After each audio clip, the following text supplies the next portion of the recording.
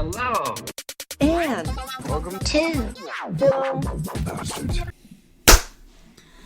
Good morning, good afternoon, good evening, and welcome to episode 515. That is a numeric palindrome, motherfucker, of Film Bastards. My name is Ian Loring, and as always, I am joined by... Matt Foster, hello everybody. I'm Becky Foster, hello everyone. Hello, one and all. Coming up on this week's show, we've got a few little morsels for you. What do we have? I've forgotten one of them. We've got Annette Bening swimming a fuck ton in Nyad. We've got Rachel Sennett and Io Adebire being lesbians in Bottoms. And we've got another one. And the Sly documentary. Sly. Yeah. Sly, of We've course. got 3 films this week, and I've done the same thing, kept forgetting what they are. Yeah, our beloved Sly. So we're going to take a look at the new Netflix documentary, Sly, as well. Got some trailers, definitely got some trailers this week. We've got some what we've been up to's and all that kind of good stuff. We are a Pod Syndicate podcast, so please do listen to like-minded shows such as Gaming Landfill, The Good Bad, and The Odd, Chin Shrugger vs. Punter, The Rewatch Project. And there you go. So, 2 weeks after I said I think the strike's going to end soon, still hasn't ended. Quite rightly, quite frankly, considering that the studios want to scan people, pay them once, and then use their likenesses even after they die without the estate's permission. Yeah, I'd say push back on that. To do with whatever they want. What the fuck? How's that a thing that they think's acceptable? That's it. It's kind of like the fact that that's come out just kind of will make people go, oh wait, so you are the bad guys then.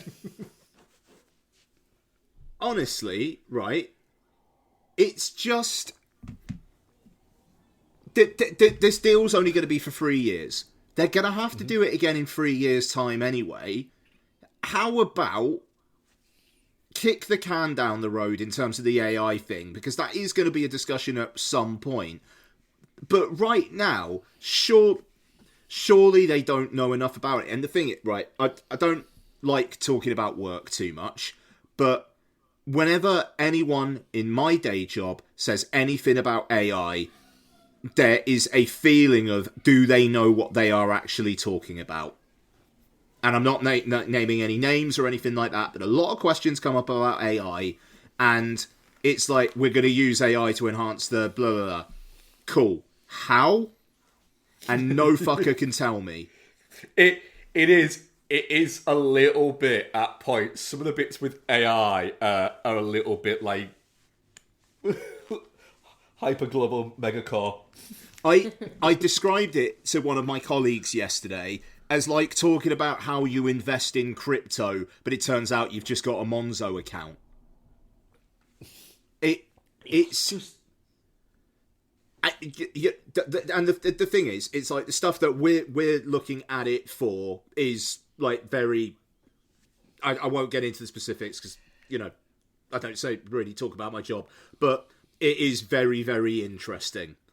But there was somebody on something recently at work who described voice recognition as an example of generative AI.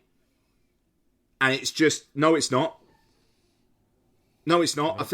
Like a phone system, like going, hello, I'm Ian, and it going, hello, Ian, is not generative AI. No, and also as well, that's existed for quite a while. Yes, but moving on from my workplace examples. So this is the thing. It's like, cool. How good, you know, how effective is it actually going to be? Are people just going to go, oh, that's just really shit CG? Like, what? Why? I don't. Just kick the can down the road for a few years. Have that discussion in a few years. Let people get back to work. Mm-hmm. You're gonna renegotiate. It can wait. Yeah, just AI, literally, no one was talking in anywhere near this much detail 12 months ago about AI, and then all of a sudden it has exploded, but it's still in its very much infancy as a even vaguely creative tool. Stop just deciding that it's going to be the be all and end all of everything when like majority of creators are going, yeah, just not seeing it, to be honest. Yeah. It's when Michael Bay comes out and says it's kind of bollocks, you kind of got to go, do you know what? If Bay is being the voice of reason here, it's what are you looking to do by scanning in dead people that you can't just CG in people in a crowd? yeah.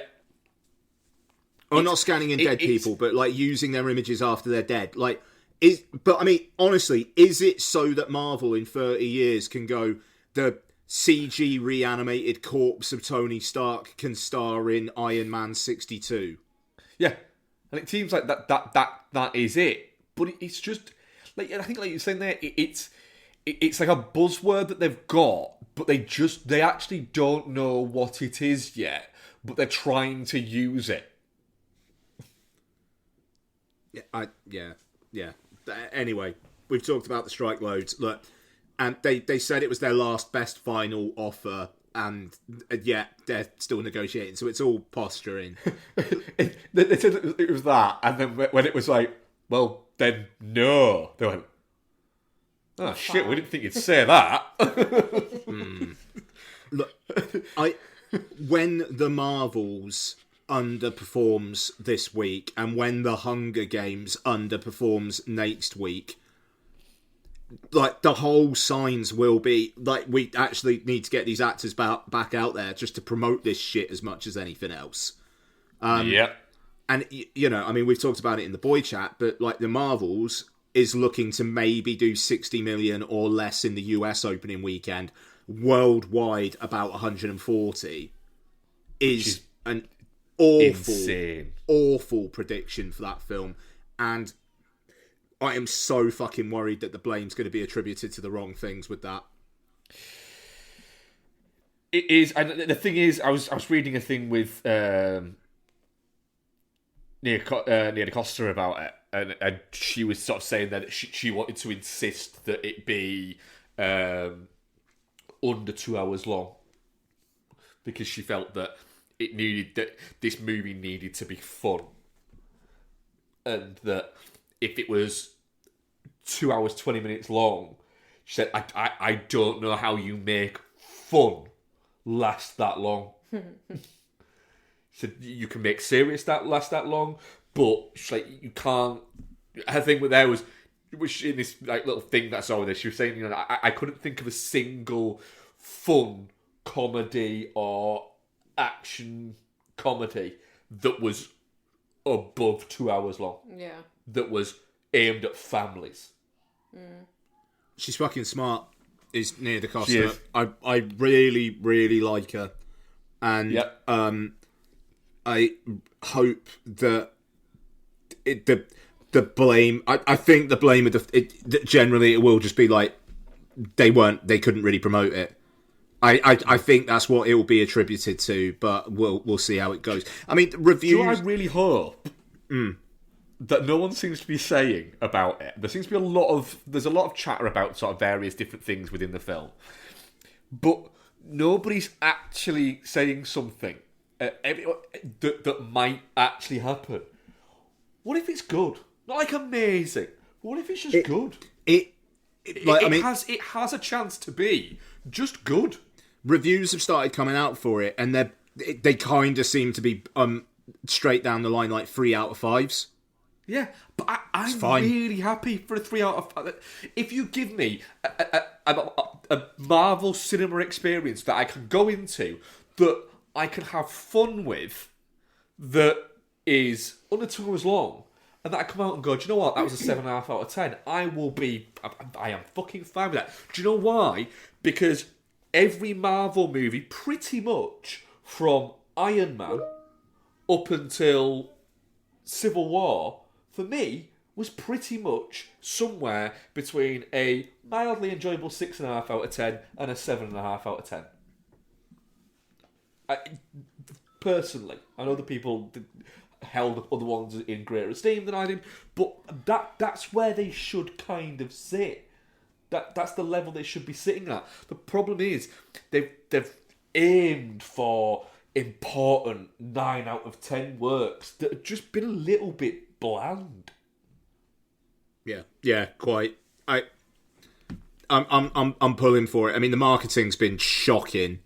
But that did you guys see the final trailer that they put out for this the other day? No, I decided against it because I heard that it was basically like they're kind of just reminding you that it's a Marvel movie. I mean, it starts with a shot of Iron Man and Captain America's in it and whatnot, and they're because they're trying to associate Captain Marvel with like those figures, and you've got like a slowed down version of the Avengers theme playing, and it's saying like, you do not want to miss the big reveal or like the big secret or something like that, and apparently like the ending, like the middle, the post credits is like, oh shit, so. That'll be something, maybe. But yeah, I don't know.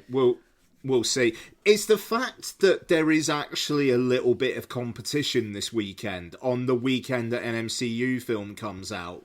I almost like feels like says something like you've got Dream Scenarios out this weekend, which apparently is really good, and I could see that taking some eyeballs. You got Anatomy of a Fall. High-class French thriller that won the Palme d'Or. They're not nothing. They're not nothing.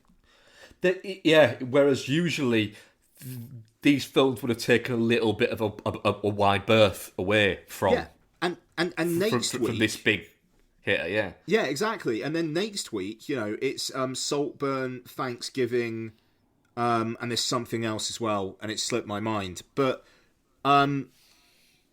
and then Napoleon the week after. It's like, it just feels like, for the first time in a long time, it's an MCU film that's just coming out, and it's just a film out that week.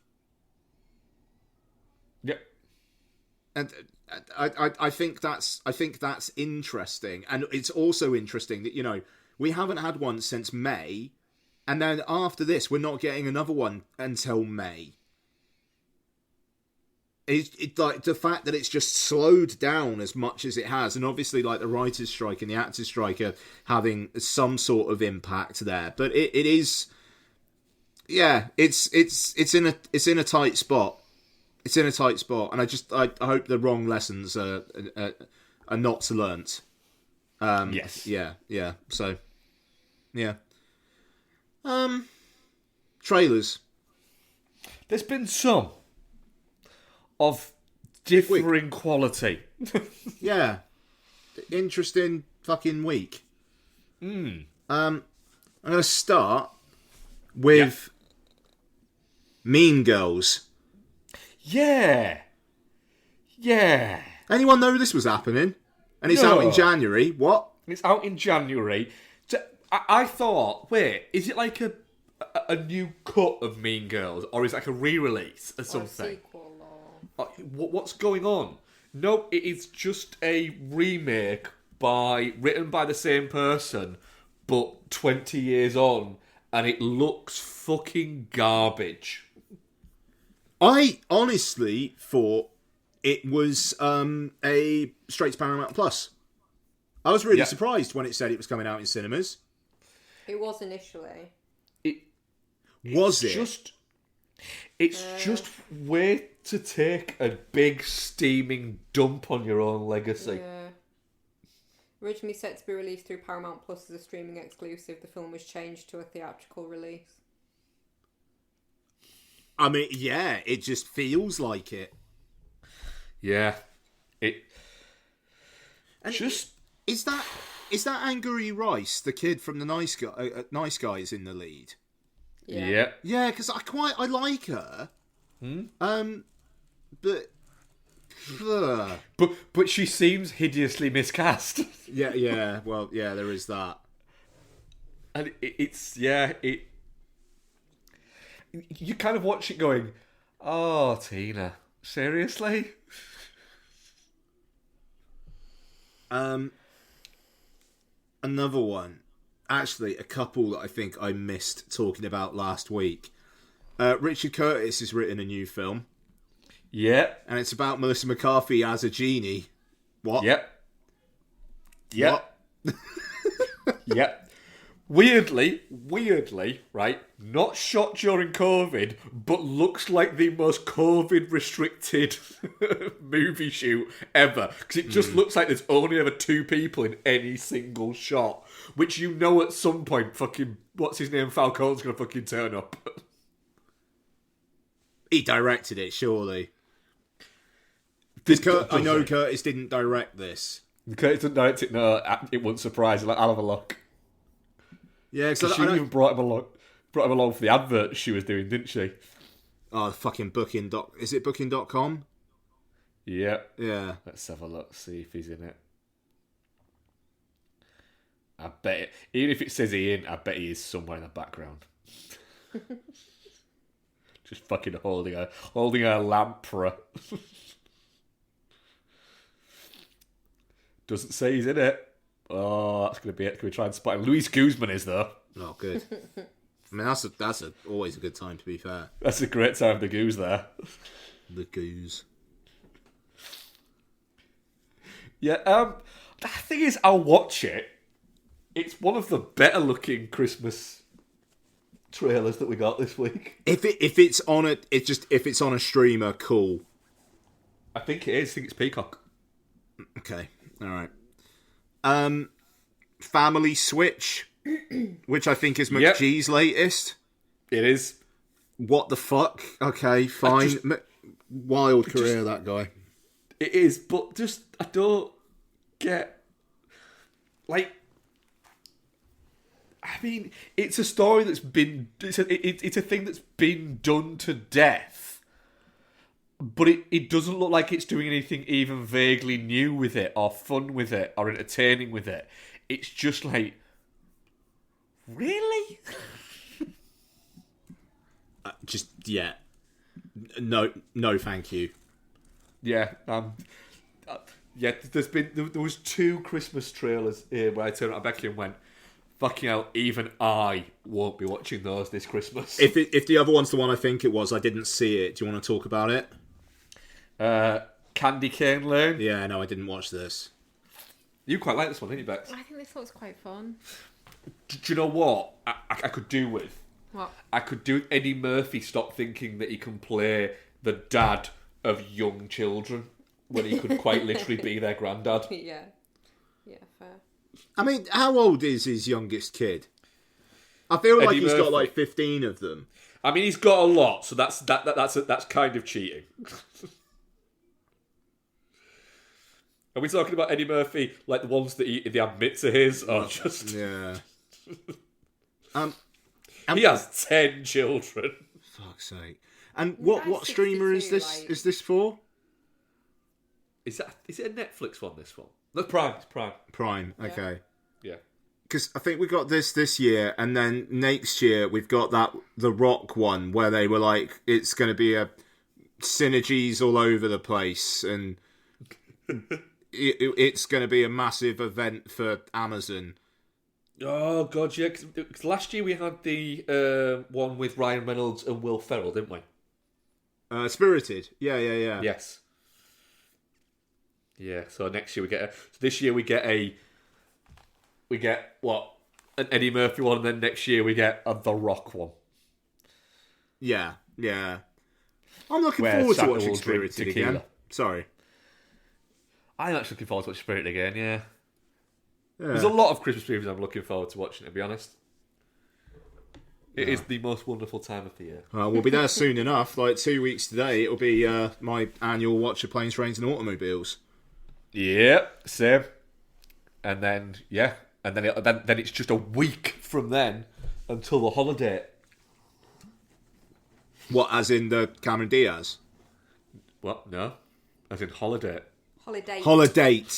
Okay. Yeah. 1st of December, baby. I should have known better.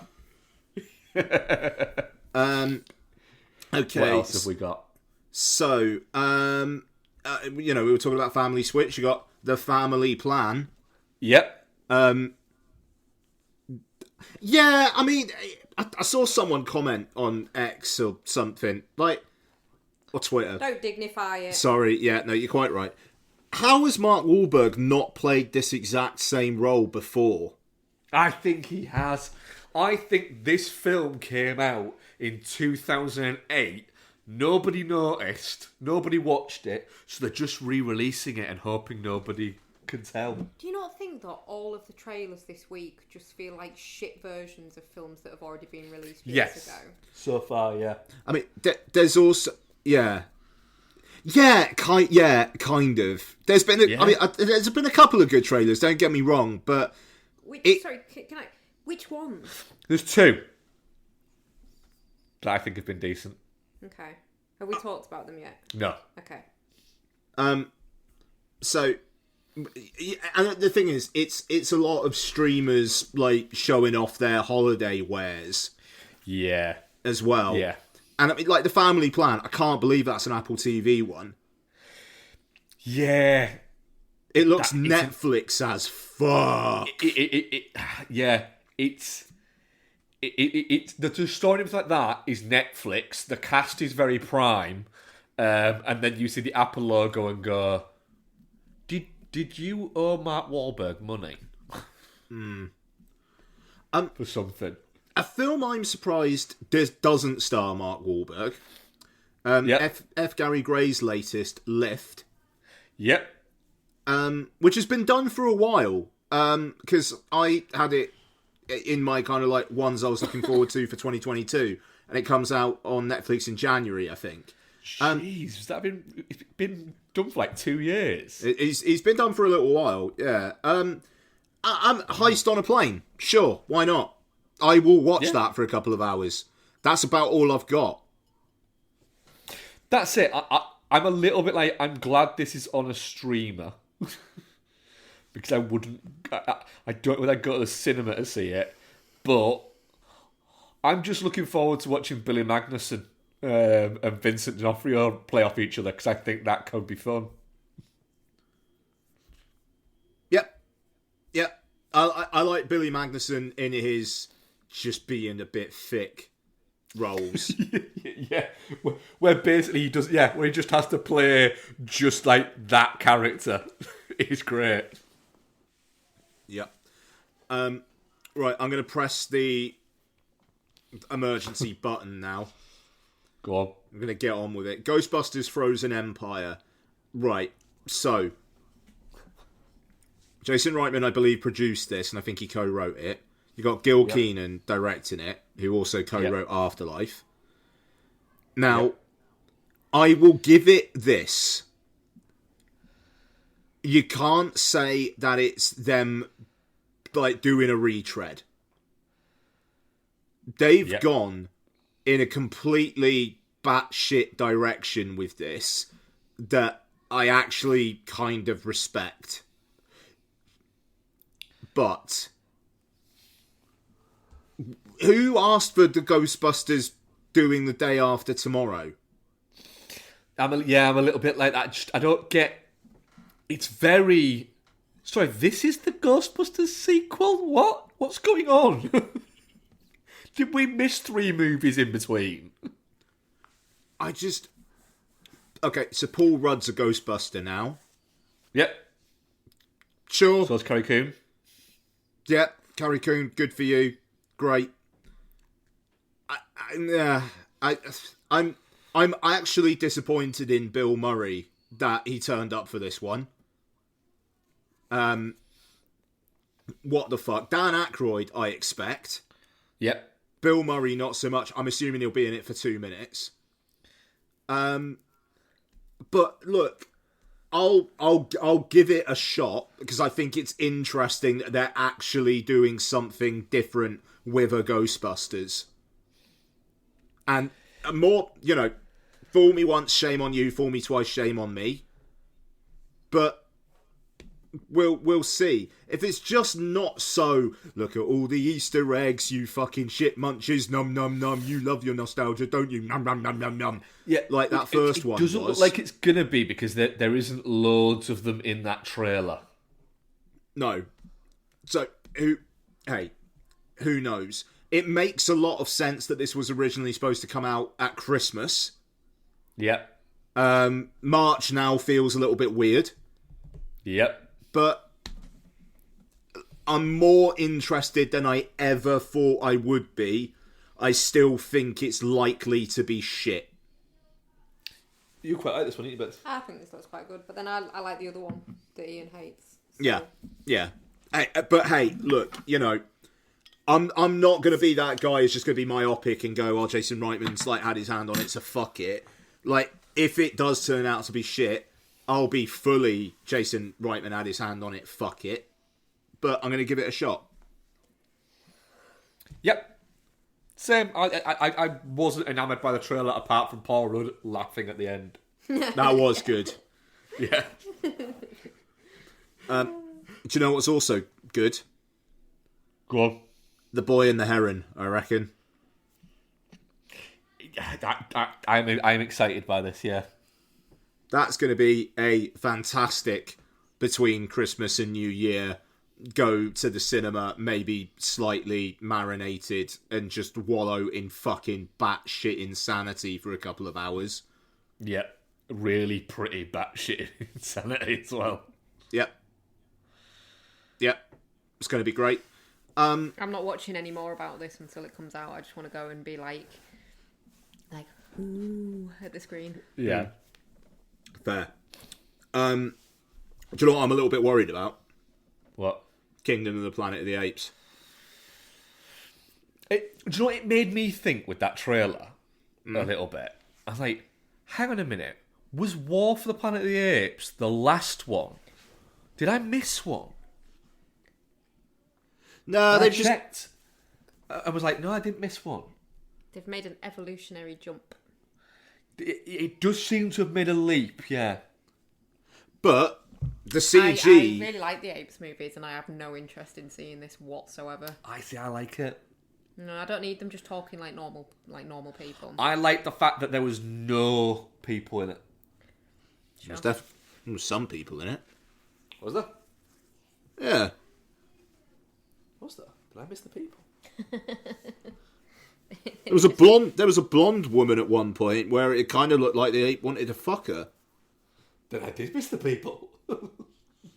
I'm a little worried about the budget on this one. The CG, I feel like they spent a lot on War of the Planet of the Apes, slightly got burnt, and are now going, we're going to give you less of a budget. It looks way more green screeny, and like the apes, I just don't think look as good in this trailer. And it might be because they need to finish up the CG, but yeah, go on. Do you know what I think it is? I don't think it's that it's budgets. I just don't think CG is as good now as it was 5-6 years ago. I think that the way that they're doing it, it doesn't look as good. CG over the past couple of years has got worse, which makes no sense whatsoever. No. But, you know, it is. It's looking... It's almost like they've flown too close to the fucking sun with it now, and it's like they've had all of these advancements, but they've stopped it looking like it's like it could be real. The illusion has gone out of it now, and you are very palpably aware that what you are looking at, and you're going, right, but that is not an actual forest. That is a video screen of a forest that I am watching. Yeah, and look, I mean, effects houses are getting, like, they've just got too much work and too little time. You know, so there is that. But it just, this, I swear, the CG apes in this look worse than that one shot of Caesar in the teaser trailer of Rise of the Planet of the Apes. Where it's like, you look at him, it's like, fucking hell. They look plasticky in this, and they, you know, this film's not out for like a good another 6 months yet. So Maybe it's just because it's a teaser trailer, but I don't feel like I'm going to be nearly as involved in that world because it just, so far, it looks way faker. Do you think part of it, though, is, like, some Uncanny Valley kind of bullshit? So, like, in the earlier movies, they gradually got smarter and more verbal and could do more. Whereas in this one, they're just full on talking, wearing clothes, being basically hairy people. And we know apes can't do that. It's taken too much of a jump. I think there's a possibility that Planet of the Apes, as a concept, absolutely peaked with War for the Planet of the Apes. I still do not think people have appreciated quite how fucking good a movie that was. So are they working round basically to like the original movie I don't know anymore. with the Dr. Sayers song? I mean, I would love to see that performed in one of it these would be movies. great. It's not going to happen, but it would be a beautiful thing. But like, do you reckon that's basically where they're getting to? They're doing like a full prequel set, and then eventually there's going to be one of these slaves who's going to find. I don't know. The You'd Statue of think, Liberty or but whatever. it feels a little bit like it's like, what's he going to remake it? That just makes it just seems like a lot of work. Yeah. I don't know. I'm not in for this one. I mean, it's an apes film. Oh, fuck. And I just remembered a bit of news that we didn't talk about. Oh yeah, we'll get to that. Should we do that after trailers? Yeah. Yeah. Okay, so I've got one other. One other. Yeah, okay. The Fall Guy looks like it's gonna fucking rule. Yep. Just looks like it's just going to be a really fun, good time. The fact that this came out the same day as the Planet of the Apes one, and I was just like, Fall Guy, really, really surprised me. This looks just very, very, very fun. Yep. Yeah, I mean, like, what, March? Right at the start of March. Beautiful fucking time to release this. Yeah, it is. You'll have had all of that seriousness of Oscar botherers and bits like that, and then like the first like proper big movie of the year of getting the season kicked off is an action comedy starring Ryan Gosling and Emily Blunt. And Go on, Ryan then. Gosling telling a dog to engage its core. Fuck, that was just beautiful. And it's just the whole kind of like, I'll buy you a drink after this. At the end of the trailer, it's them in a bar and the dog slurping water. It's great. Good. That's all I need. Yep. Yeah, I am massively sold on that movie. I think the plot sounds fun as well. You know, like Ryan Gosling is a stuntman. Emily Blunt is a film director who he had a bit of a thing with. She's like an indie director directing a big like sci-fi epic, and then the lead actor played by Aaron Taylor-Johnson goes missing, and Ryan Gosling has to go and find him. That's a great premise. Yeah, sure. I'm looking forward to Aaron Taylor-Johnson just really fucking sending himself up as well. Yeah. Yeah.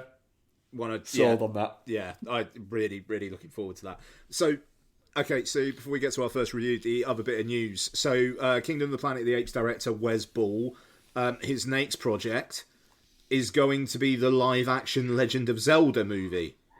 Produced by Shigeru Miyamoto, Nintendo putting in most of the money, but Sony are going to release it, which is interesting. And Nintendo needs to spend some of that Super Mario Brothers money. Yeah, just absolutely wild. Legend of Zelda. There are so many different Legend of Zelda games. It's ridiculous. There's a very, very, very rich mythology there to dive into, and if they get this right, and that's a massive fucking if, this could be a really, really big franchise with a lot of content already there to tell stories from. We'll see how it goes.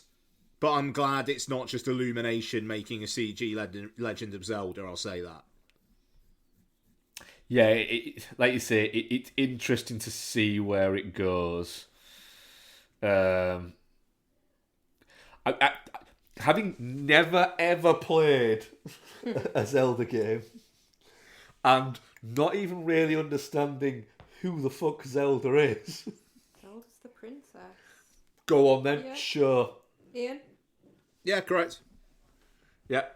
Then, yeah. See, I've also never played a Zelda game, but I still know that. Alright. Do you know why? Why? 'Cause I'm not a fucking idiot. To be fair, it maybe doesn't help that every time Mark asks us who Link is, like whenever there's a shot of Link, we call him Zelda. Yep, still don't have a clue. I'm looking forward to going into this movie in 3 years' time and going, who's that prick? I'm just saying right now, Ganon, Willem Dafoe. Thank me later. I did see a picture after you'd said that, and we looked at it and went, yeah, that's Willem Dafoe, isn't it? He's right. If you want to do a younger one, Caleb Landry Jones or Dane DeHaan. I feel like Caleb Landry Jones, that could be quite good. I feel like Caleb Landry Jones has played Zelda, whereas I think Dane DeHaan maybe hasn't. That's a good way of putting it. But look, I mean, the Nintendo-ification of cinema is coming. Yeah. Even though I think a lot of it can probably be kept in the domain of CG cartoons. I'll say that, but it really did surprise me that this was going to be live action, actually, because the costume in live action will be very goofy. We'll see. I just think it's really interesting that Sony are releasing it. So what is the tie-in game going to come out on PlayStation? That'd be fine. Right. It'd be different. So look, but that's probably a fair few years away yet. And Derek Connolly, who co-wrote the Jurassic World films with Colin Trevorrow, is writing the script. Take that, make of that what you will. Okay, let's get into it. Bottoms is directed by Emma Zeligman and stars Rachel Sennett, Io Edebire, Ruby Cruz, and Havana Rose Liu. And it is about two unpopular queer high school students start a fight club to have sex before graduation. Yeah, I suppose so. Yeah, that's probably fair. I'm going to say my piece first on this, because I do slightly want to apologise to the movie, if it's listening. I fucked this off at first. I was just... No. You weren't the only one, were you? Was he Vex? No. First 20 I didn't minutes... Go back to it, though. You went back to it? I didn't go back to it. Oh, okay. First 20 minutes, nails on chalkboard. Real nails on chalkboard. Just, like, in what reality is this? And in what this reality I don't want to live in, because it's really fucking annoying. And then I went back to it, and I thought that it like, kind of just stopped that stuff. And I ended up thinking, I thought it was all right. I'm not going to say it was the comedy of the year, because that first 20 minutes or so really did fuck me off. And I mean, high school life just seems very confusing these days. But that's fine. I'm not nearly a high schooler age. But I liked Rachel Sennett and Io Edebire. I thought they had some good friend chemistry. There was some. I thought Marshawn Lynch as the teacher was great. He was really fucking funny. And it looks like an SNL sketch, which is weird because Shiver Baby, Emma Seligman's previous film, does look like a film. So that was odd. But yeah, so Bex, how far did you make it through? Bex is just quick to get a drink. She made it 26 minutes into it. Right, yeah. and then noped out hard. I could see why, though. Like, it made such a bad first impression on me as well. But Mark, how did you take to it? I'll be honest, I really liked it from the get-go, but I think that's because, for some reason, I tuned into it with a view quite early on. The first 5 minutes, I'll give you that, I was a bit like, all right, this is trying incredibly hard, and it's a little bit... But then it was... Once I saw the jock guys... at the school, and they were still in the pads and everything like that, like the full pads and everything. I was like, oh, I get it now. What we're almost seeing, and the world outside of your two lead characters that is everything else, is almost like this quasi, this is how they see everything, rather than the actual reality of it. It's almost like this weird, like, hyper reality. So when people are saying stuff that is just outright shitty to them, it's almost it's almost them interpreting what is actually being said to them rather than what is actually being said to them in that way. And then you've got it later on where you've got the football team are all sat in front of a huge in the cafeteria on a big fucking table with like a big, like, almost homage to them behind it. And it was, I kind of tuned into all that and was like, all right, fair enough. I'm on board with this. This is kind of fun. And so, yeah, I do think it runs out of steam about 25 minutes from the end. And then it just becomes a little bit like, right, I know where you're going, and I don't really care anymore, but I'm also kind of enjoying watching you get there. You see, I like the end sequence. I like the fact that they were just actually straight up killing a bunch of guys.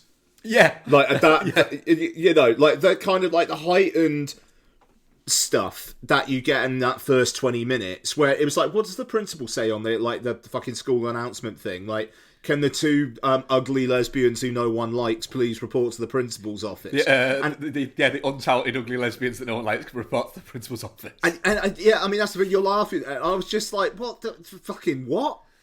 Yeah, but by the end of it, where it's like, yeah, that guy's actually dead. Yeah, I mean, it had an almost a bit of a Heather's vibe to it by that point. Not in terms of like the heightened surrealism that it went for, like a Heather's fucking meets Anchorman levels of just, all right, this has just gotten silly, but I see how it's got there. If you go from the start, it was never that serious, and yeah, I think it gets away with it because the characters are kind of fun. Even PJ, who is supposed to kind of be a dickhead, you're still all right with her. She's still quite fun with it. No, absolutely. And I liked that, you know, the guys in it are dickheads and whatnot, but by the end they're like, thank you for saving us. And it was just like, right, everybody just likes each other now. Cool. But one of the greatest bits of the whole fucking movie, though, was that guy, the Jeff guy, just singing and dancing along to Total Eclipse the Heart while they're trashing the house. Yeah. It's that guy just had that role down to a fucking T. It was some just good fucking send-ups from that guy. But yeah, the whole having the fact that you did have a straight character, not as in sexuality, but Ruby Cruz as Hazel playing the more kind of like straight character, I quite liked that. But then when she started blowing stuff up, it got a little bit like, right, okay, she was better just as the straight character. Yeah, no. I mean, I think that's fair, and you know, the fact that Io Edibire gets with that girl and she's into it, Rachel Sennett gets with that other girl and she's like, I'm straight. Yeah. You know, I liked that it wasn't. It wasn't like fuck every other, like fuck these guys, they're evil, blah, blah, blah, fuck straight people. It's like everybody can just coexist. It's actually okay to coexist in different types of relationships. That's cool. That's fine. The her saying, you know, I tried, but you know, she's like super straight, and the marriage goes, yeah. It's like, and PD's response is just to go, I know. It's done well. Marshall Lynch is great. The whole running thing about his fucking divorce, like it's great. When he's explaining it to them, and they're just there going, I think this stopped being about us a while ago. And he just keeps going. Honestly, do you know what the one thing that did kind of pull me out of it a little bit at points, though? I was watching it going, right, all of you guys can pass for, you know, I'm going to do bunny ears in a podcast, high school film kids. Apart from, I am very well aware that Rachel Sennett looks like a mid-20s woman. She just does look like she's in her mid-20s. I mean, Io Edibire, like, the thing is, she can sound like a high school student. Yes. Which is okay. But, and again, it kind of plays into that heightened reality thing, where it's like, they all do look like they're too old for these parts. Yes. Yeah, and it almost which I almost think is kind of intentional. Yeah. And that's the thing. It's like I want to watch the opening 20 minutes again with the frame of this is not supposed to be grounded. No, you know, it's not. It is. If we were using the fucking clock analogy again, there, I think it's somewhere around. You know, most high school movies pitch themselves at about 3 p.m. This is about 6 or 7 p.m. That's a fucking weird analogy, but fine. But yeah, you know, didn't love it, but you know, I've seen people compare it to Booksmart. It's an awful lot better than Booksmart is. Oh yeah, it's Bottoms knows what it is, and doesn't spend an awful lot of time being so impressed with itself that you are bored. Whereas Booksmart does. Yeah. Whereas Bottoms literally just wants you to have fun watching it. Booksmart wants you to tell it how Booksmart it is. Yep, quite. But look, hey, definitely not shit.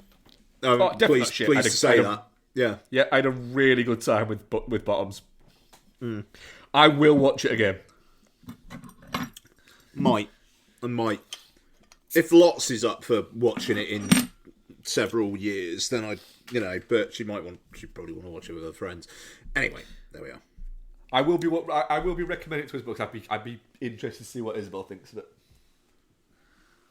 Nice. Audience poll, definitely yes. Shit 60%, touching cloth 20%, and shit 20%. Apologies, I couldn't get them out on Instagram today, partially because I don't have very good signal at work, and I was literally at work from 7 o'clock this morning until like an hour before we started recording. Not good enough. And then you were driving. So I didn't get a chance. Okay, cool. Okay, I'm going to blue ball mark Nyad. Directed by Jimmy Chin and Elizabeth Chai Vasa-Helyi, and starring Annette Bening, Jodie Foster, Rhys Ifans, and others. What's this say? It tells the remarkable true story of athlete Diana Nyad, who at the age of 60 and with the help of her best friend and coach, commits to achieving her lifelong dream, a 110-mile open ocean swim from Cuba to Florida. Becky, Nyad. Yes. It's a bit of an odd one. It's probably a bit of a thanks I hate it for me. Oh, wow. I can appreciate it's a really good film, but the main character was just such a fucking cunt that I wished she would die in the sea.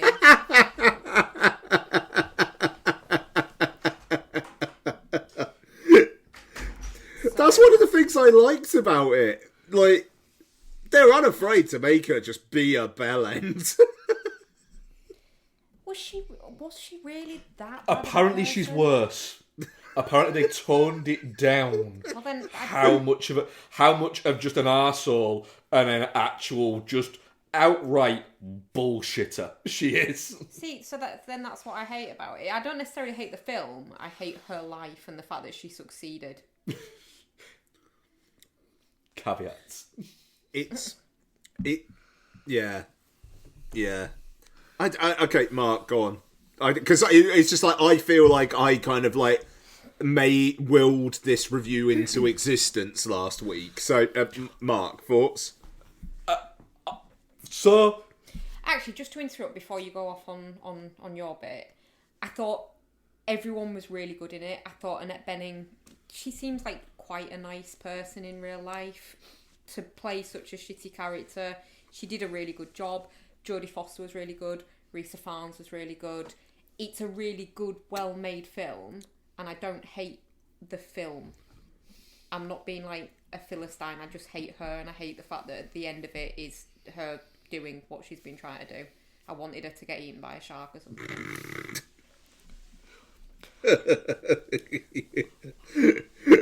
Sorry, Mark, what do you think?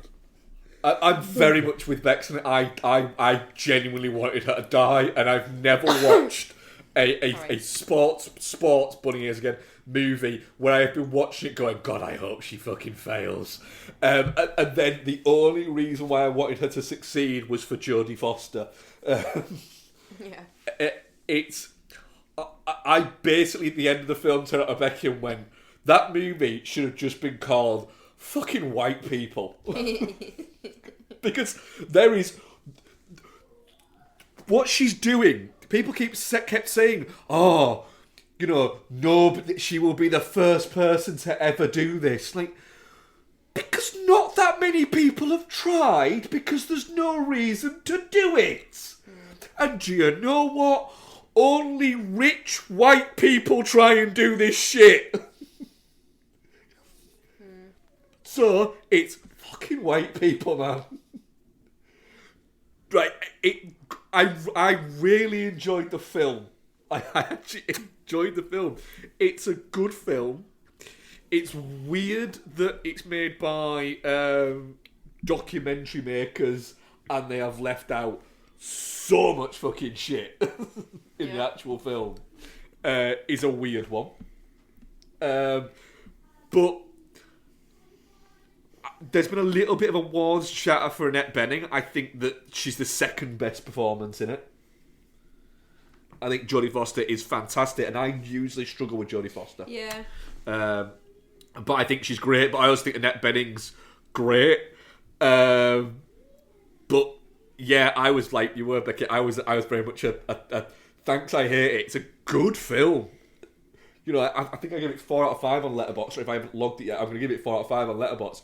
Because I enjoyed the film. I just didn't want anything good to happen to this terrible person. Yeah. It's like, your arrogance makes me want you to fail. Hang on, 2 other people did it before her? Yeah. In the film? Also, it wasn't just like 6 people on a little boat there was like several boats and like 40 crew. Okay. Which weirdly the film even mentions at the end. Yeah. It's Go on. the thing is, what the woman has does is incredible. You know, that level of endurance and that level of achievement, and you know, you have to take into account at that age is incredible, right? It just is. Even getting, you know, not even taking into account the fact that it's 100 miles, getting any amount of miles and swimming for that long is unbelievable. It is bonkers. But just... No, I just don't see the point. It's interesting looking at the reaction to this as well. Like, you look on Letterboxd, and people are saying, you know, Annette Bening is awful and campy, and like them talking about dog shit is just really funny, and it makes me like the film more that people seem to be. Will have been like that. There are people like that are cartoony. Yeah, and this is the bit. Old people. Yeah. It makes me like it more because I don't necessarily. I think it's got a sports movie hook to it, but then I think there is something in the. But why are you doing it? And it would be cool if it interrogated that more. But at the same time, it's just the fact it's just an impressive fucking thing to do. Yeah. You know, and at her age as well, you know, just even more so. And it's like, I don't come out of it feeling like, maybe when I'm 64, I can swim 110 miles. I come out of it thinking like, that dickhead, well done, good for her. What a bell end. Yeah. You know, and I that's fine. And I got wrapped up in the. I thought it was an interesting way of framing the whole thing, like the kind of the documentary style, some of the documentary style footage that they capture, and the whole like her kind of like thinking about life while she's swimming. I thought that was good. I thought Claudio Miranda's cinematography, I thought was great. Alexandra Desplat, I thought was a really good score. The thing is, this film is precision tooled for Oscars, like both above the line and below the line. It's just Oscar, and it's not going to do that.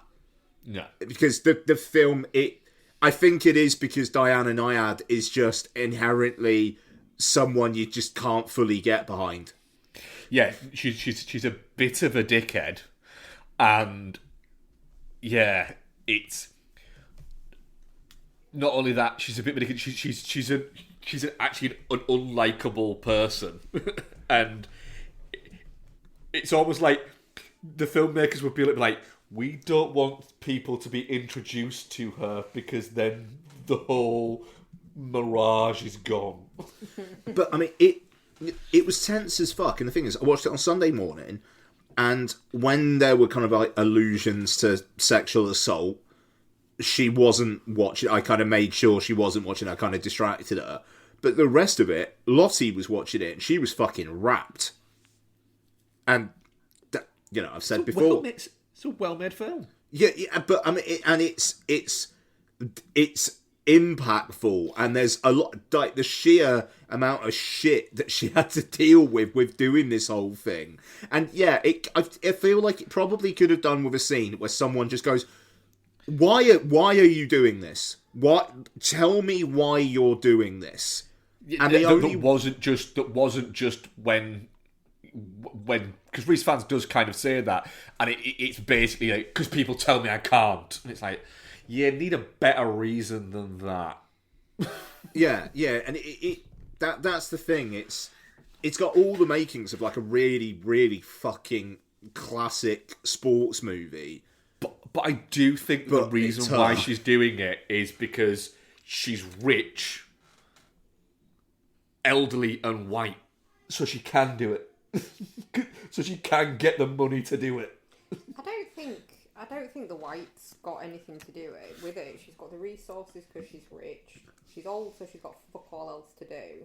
And she's not used to being told no by anything, and she failed at it. The sea told her no, so she's going back to beat it. Yeah, she wants to beat the sea. Yeah. But so I mean, like the filmmakers, they directed Free Solo, so they've obviously just got like an interest in almost like what a person can do, and it's almost like the film is comfortable enough with this. You will get behind this because it is impressive. Why is it impressive? Because she's swimming 110 miles. Okay, that'll do. Yeah. It's not necessarily going any further than that.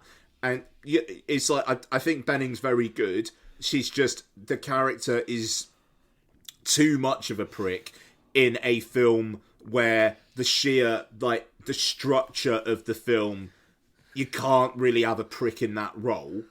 And then Jodie Foster is lovely. And the absolute, her and Rhys Ifans are the heart of the movie. The title character is not. And that is the thing that will rub people up the wrong way. And it's like, Annette Bening was probably thinking she'd get an Oscar nomination for this. I think Jodie Foster is more likely to. But I don't think either will get one. No, but out of the two of them, most likely is Jodie Foster. I don't think this film gets an Oscar nomination overall, though. No, I think it just misses out. Yeah, and I don't necessarily think it deserves it. You know, but a lot of people have been pretty snide about it, and I do think it's better than that. And I think it's unquestionably a good film. I'm very much in a thanks I hate it thing because of the main character. I get that. It genuinely is an unquestionably good film. It's tense. Do you know what? If it got me going from, do you know what? I'm all right now with you succeeding because the other people will get to go. Other people will just get to go home, and you'll maybe stop bothering them. Fair point. So there was that element to it, and I was literally at one point going, God, I might smash my TV if this woman fucking achieves this. Hey, look, absolutely understand the thanks I hate it. I'm definitely not shit. It's not going to be in my top 10, don't get me wrong, but I liked it. Our Bex, you thinks I hate it? Yeah. Our audience poll, definitely not shit 50% and shit 50%. Sure. Divisive. Yeah, I can see that. See, you don't give them the definitely not the thanks I hate it. No, we and don't. Suspiria. No, I can't. They're you're only allowed a certain amount a year, so yeah. Yeah. Alright, cool. Mark, Becky, what the fuck have you been up to? Do you want to go first or let me go first? Because we've not actually, I don't think we've watched one film together, haven't we?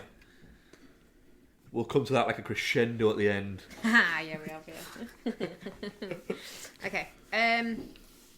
Right, so obviously I've not been very well, so I have watched day off movies. So I watched the ultimate day off movie, The Princess Bride. And it's one of those things, the Princess Bride is objectively good. You can't question whether The Princess Bride's good without just being a knobhead like you. But I think you forget when you haven't watched it in a while just how good it is. Like, it's the perfect movie. Like, all the characters are amazing. Like, when you read the behind the scenes stuff of like injuries caused on set because people were trying too hard not to laugh at Billy Crystal and stuff like that, it's understandable. Yeah, but like it just sounds like it was a fucking awesome set to be on. And what's his face? Oh, Inigo Montoya, what's he called?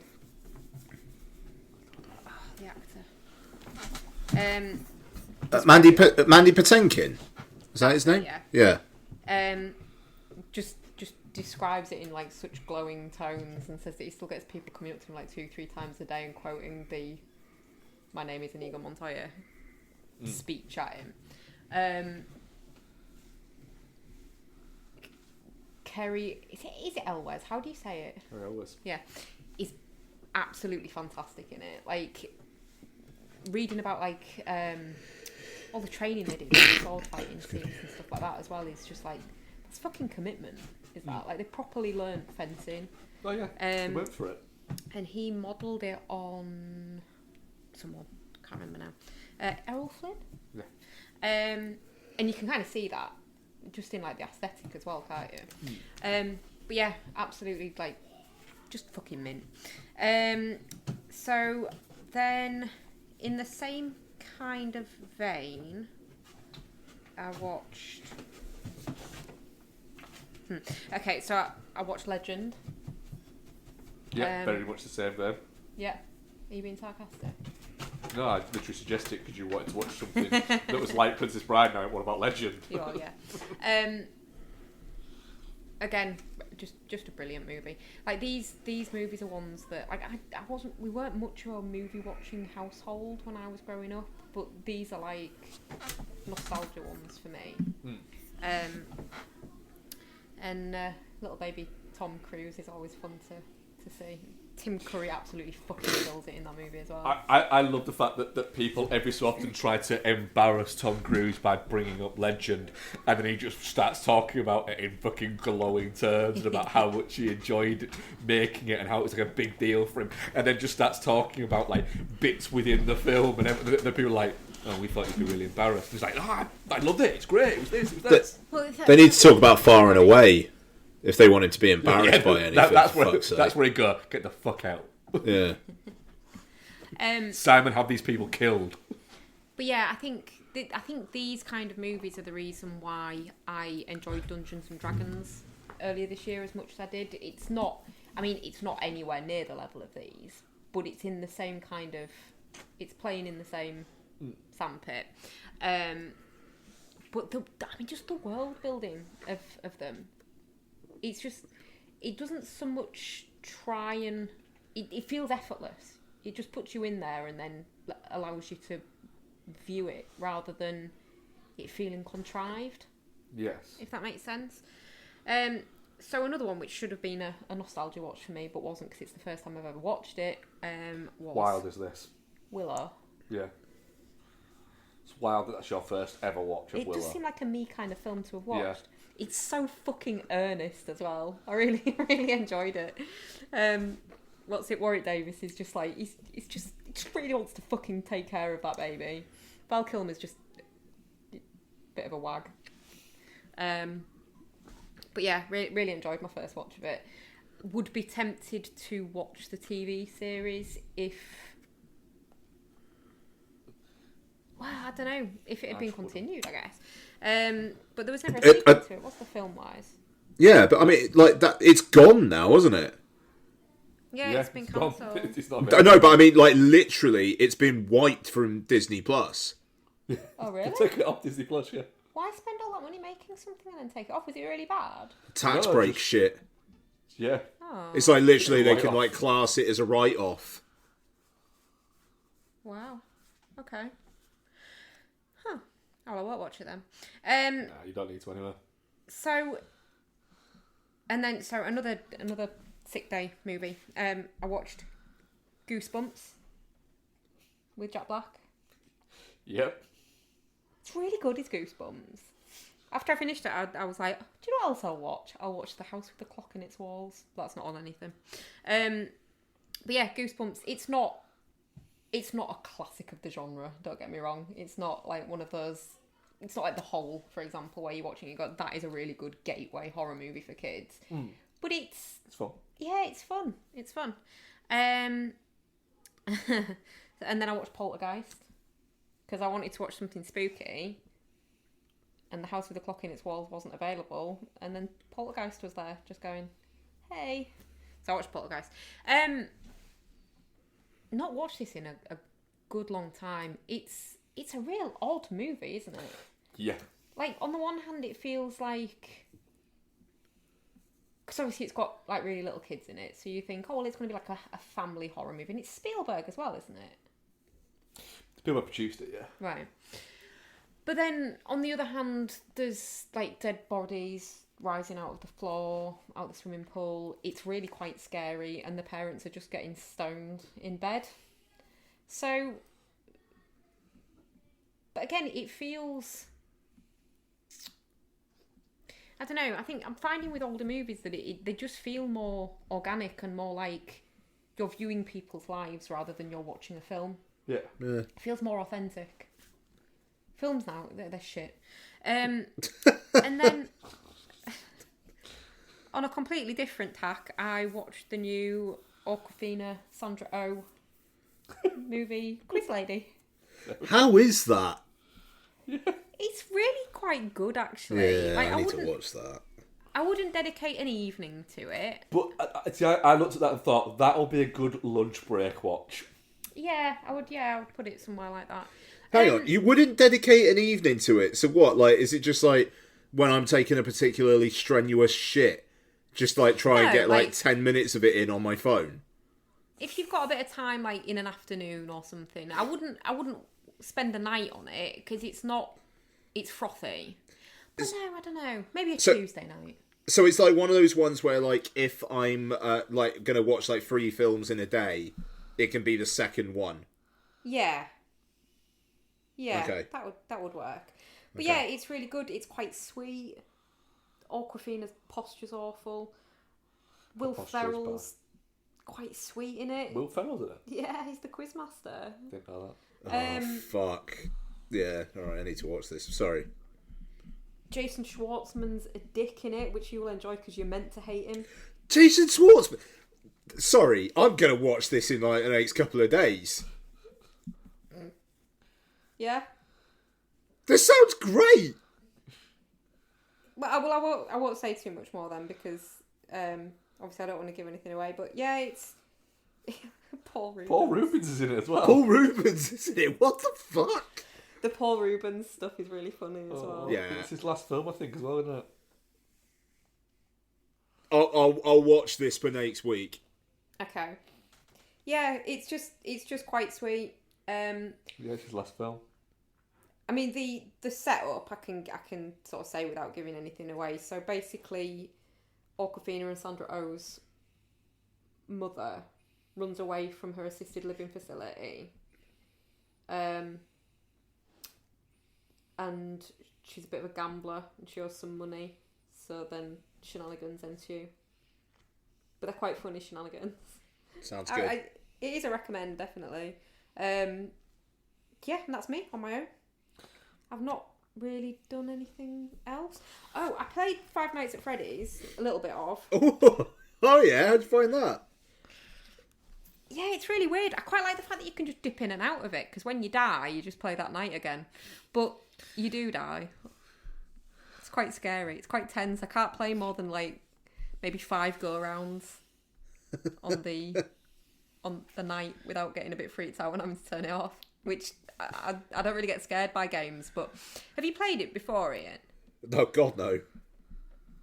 So you can't really do anything. You're in a room and you've got cameras you can check to track if the animatronics are moving towards you. And you've got a light on either side of the room and a door on either side of the room. And you can turn on the light, turn off the light, close the door, open the door. And that's all you can do. Watch the cameras and close the doors. And you just have to try and survive the night. Right. But if they get you, there's like a real... It's really freaky.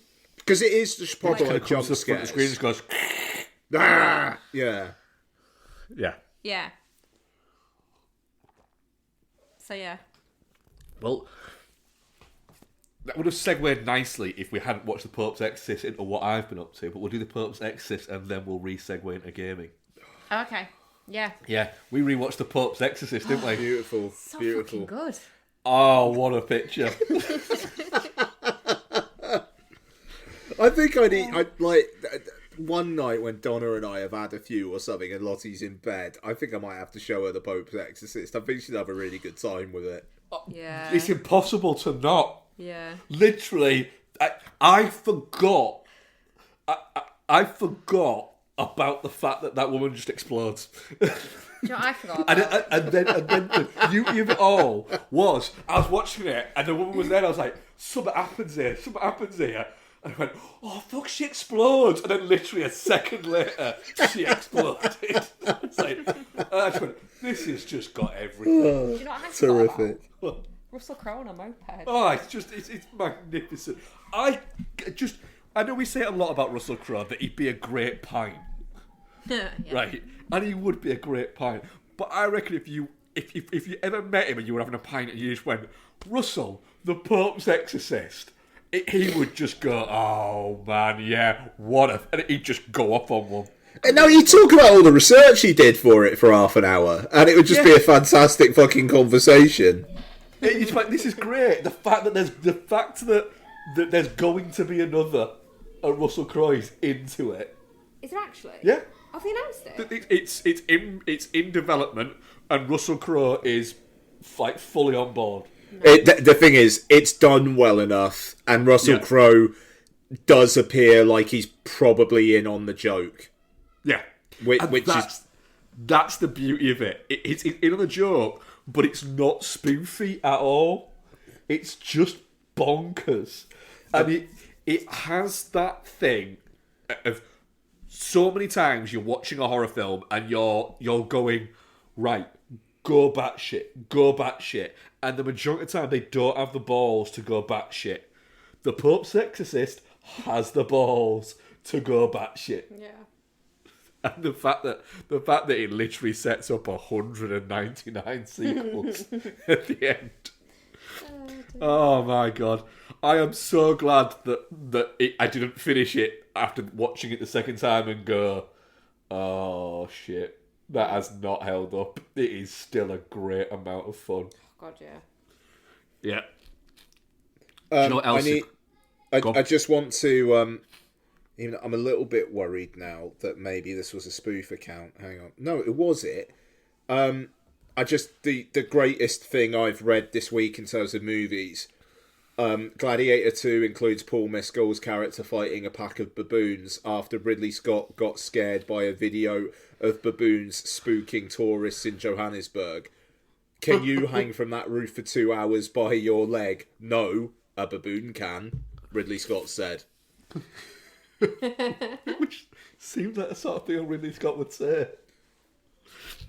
There's going to be a scene in Gladiator 2 where Paul Mescal fights a baboon. Come on. Yeah. I also like the fact that literally next week, Ridley Scott's Napoleon comes out. Yeah. And there's loads of chatter about his sequel, A Gladiator, coming out next year. Yeah. And the guy is, what, 85 years old? Yeah. He is not stopping. No, I'm sorry. I thought you were going to talk about the fact that, like, people asked him, like, what his... like, he was interviewed and he was asked what his reaction is to people commenting on the historical inaccuracies in Napoleon, and Ridley Scott's response was, get a life. Get a life. Oh, get a life. And he's got form for this kind of stuff. Oh, God. I love it. I love it.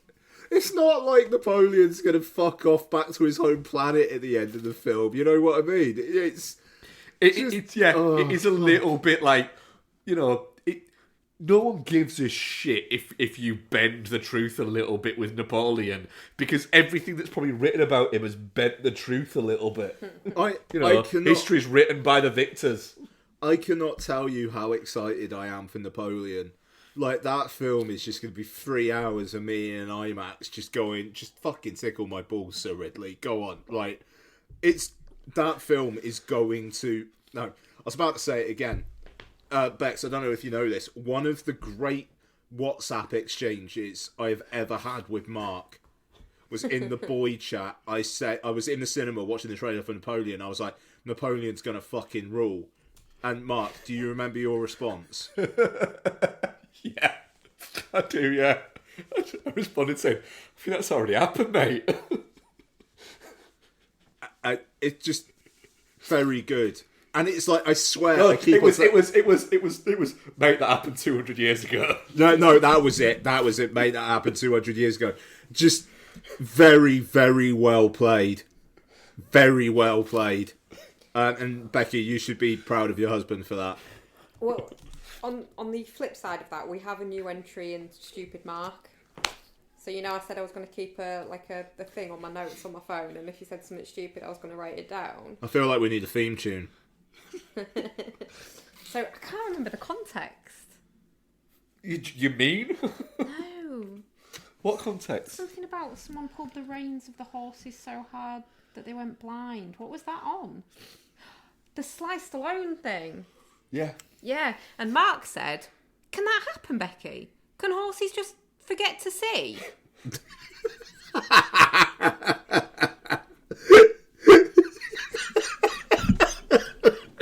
So I just needed to clarify with him that. Does he think that that's how people go blind? They just that's forget really good. How to see? That's and no, really good. it was just horses he was concerned about that might forget to see. That's really good. I didn't mean it like that, though. I just meant that. No, okay. In what world do you mean anything by that makes sense? I meant that, it sounded like that the horse's eyes went the wrong way and were facing inwards rather than outwards. Is that something that can happen with a horse? But that's not the horse forgetting. It would. He forgets to put his eyes back round the right way. Hang on.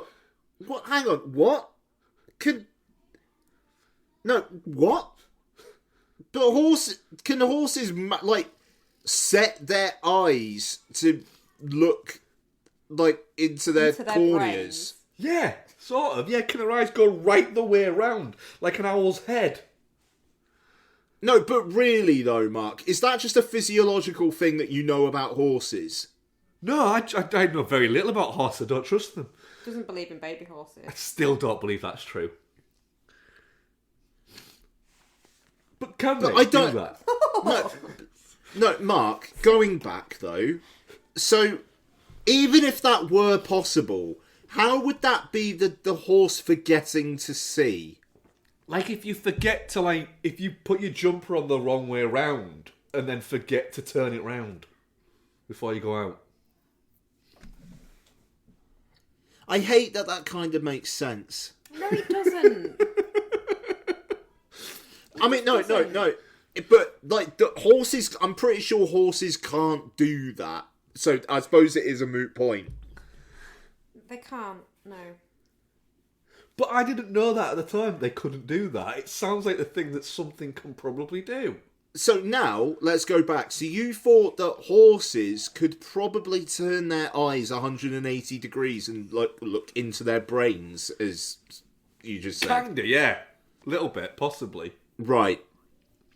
To be fair, I used to think that a cow's piss was milk. So, Horses for courses. And that was... I was in a relationship with Donna at the time that I found out that it wasn't. Wow.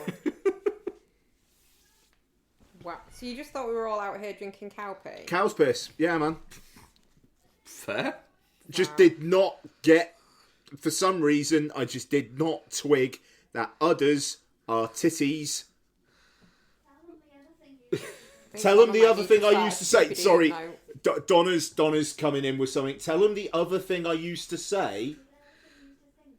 That I used to think. Come in here. Tell the audience. You're working. You're doing overtime. Come on. Yeah, no. What was the other thing? I don't know. Sorry. Where girls pee from? What? Their bums. Yeah. But that makes sense. You're just lying to me.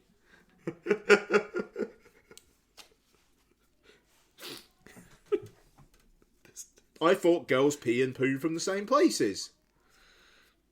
Like birds. Like birds, sure. I'm glad there's some animal that does. Yeah, birds, it's all one Yeah, I'm aware. orifice. women aren't birds. No, there's not women. No. Definitely Like, the thing is, I think that is not as bad as thinking that a cow's piss is milk. I mean, when did you learn that women don't pee and poop from the same place? Well, Donna told me at some point. Had you been through, like, well, how old were you when you and Donna started seeing each other? Like, had you done GCSE biology? Had I done GCSE? Yes, I had done GCSE biology. I'll be honest, I don't remember an exam question of what hole does a woman piss out of. No, but, like, you study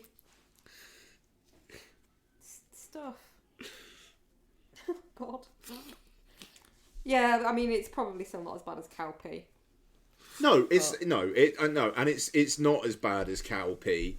It's definitely not as bad as can they do that, Becky? Can horses just forget to see? No, I mean none of it is as bad as can horses forget to see. No, you're right. Yes, that's something Mark said to ask Becky the other day. Or thinking that protect, honour and serve is part of the wedding vows. I mean, that's pretty good. Wait, Protect, honour and serve are part of the wedding vows. Still pretty sure it might have been. I mean, it's probably more, relevant in the modern age than love, honour and obey. Yep. The thing is, I feel very connected to Mark now, because over the years, I've been very, withering of some of the things that Mark comes out of. Comes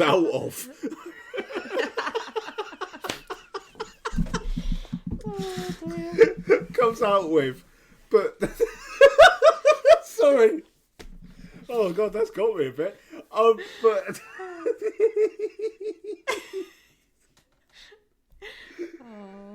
What's the thing that Tom Green comes out of in Freddy's Got Fingered? I'm just imagining Mark doing that, and I can't remember what it is. I just remember the look on Tom Green's face, and I can see Mark doing that. Right, sorry. Fuck. No, let's just move on. I'm done. So I woke up Sunday morning with a craving. Yeah? Yep. It was a weird craving. It was a craving for a 23-year-old computer game. Oh, God, yes. Okay, yeah, I think I know where this is going. Yep, yeah. So, I think that there has been genuinely two great computer games ever. And they are Sensible World of Soccer, European Championships 95-96 edition, and Championship Manager Season 01-02. So, I downloaded Championship Manager Season 102. I have to play it on the MacBook using a Windows emulator, which I didn't know was a thing, but apparently it is. So I'm having to play it on that, and then proceed to, play some Championship Manager 01-02, which is an absolute nostalgia fest for me. It's also, it is the perfect symmetry of get involved enough, but don't need to, get too involved in it. Which is why I couldn't play Football Manager now, because I just don't have the mental bandwidth for it. Whereas I do for Championship Manager 01-02, and I've had an awful lot of fun playing it. So I'm having a good time with that. I have also watched a couple of films on my solos. Only a couple, though. We watched Step Brothers. Any particular reason why? Very good. Is it because I constantly send you the yep gif? A little bit. No, I saw a video of the when they first meet, of somebody saying every man who's meeting their partner's work friends' husbands over Christmas, and was like, I fancy rewatching Step Brothers. Step Brothers is one of those films that has no right to be quite as funny as it is, because it is unequivocally silly throughout. But it is also very, very, very funny. Pretty much throughout, it is funny. Yeah. Also, Mary Steenburgen is an absolute hottie. Still, Fair. The fucking bit where oh god, what's his name? The dad, Richard. Richard Jenkins. Richard Jenkins, thank you. The bit where he's been like a straight lace throughout the whole thing, and he's giving that inspiring speech about how he always used to want to be a dinosaur. And he just starts doing the fucking T-Rex arms. Yeah. Wonderful. The Adam Scott daring them to punch him in the face, and then John C. Reilly just does. It's great. Yeah, I had a great time rewatching Step Brothers, and also so rewatched Tigerland, the Joel Schumacher, Colin Farrell, Shea Wiggum, Clifton Collins Jr. Massive lunch break energy to that, Mark. Yeah, okay. It was over a couple of lunch breaks. It's interestingly shot. It's Matt Libatique who shot it. I think it's one of his early films as well. Yeah, it will have been. It was the first thing we did without Aronofsky. And it's got this really kind of like real dour energy to it in terms of like the look of it. It looks like shit. Is what I will say there. But it's intentionally made to look a little bit like the newsreel movies that were coming out of Vietnam. And it's interesting the fact that there was a lot of comparisons to Full Metal Jacket, and you can see why, because it's set not necessarily in Vietnam, it's set in the build-up to Vietnam, it's set within the training element of it. But different to Full Metal Jacket, where Full Metal Jacket deals with the futility of war idea. Yeah. This takes the idea of that and goes in a slightly different tact of having it as looking at these guys not as soldiers. It's as what they do of what they are as people. And taking the character, Colin Farrell's character, Boz, as on paper he should be a perfect soldier. Yeah. You know, he is physically capable of it, smart, knows how to do it, but just has no interest in doing it and won't play along with the game. And the whole thing is that he becomes like this almost like camp legend of the fact that he can work out ways to get people out of it. And the people above are saying, you know, you need to stop doing this, whilst also really kind of being like, but it's really impressive how he keeps fucking doing it. So being kind of like impressed and going, we get it, but stop it. Actually, it holds up really well. It's actually a really good film. Colin Farrell is very, very good. It's a shaky first sort of 20-25 minutes in the sense that it does feel a little bit like it's trying to be too much of Platoon mixed with Full Metal Jacket. Yeah. But then once it kind of finds its own voice, it does become very much about the people behind these guys. Right. And the fact dealing very much with of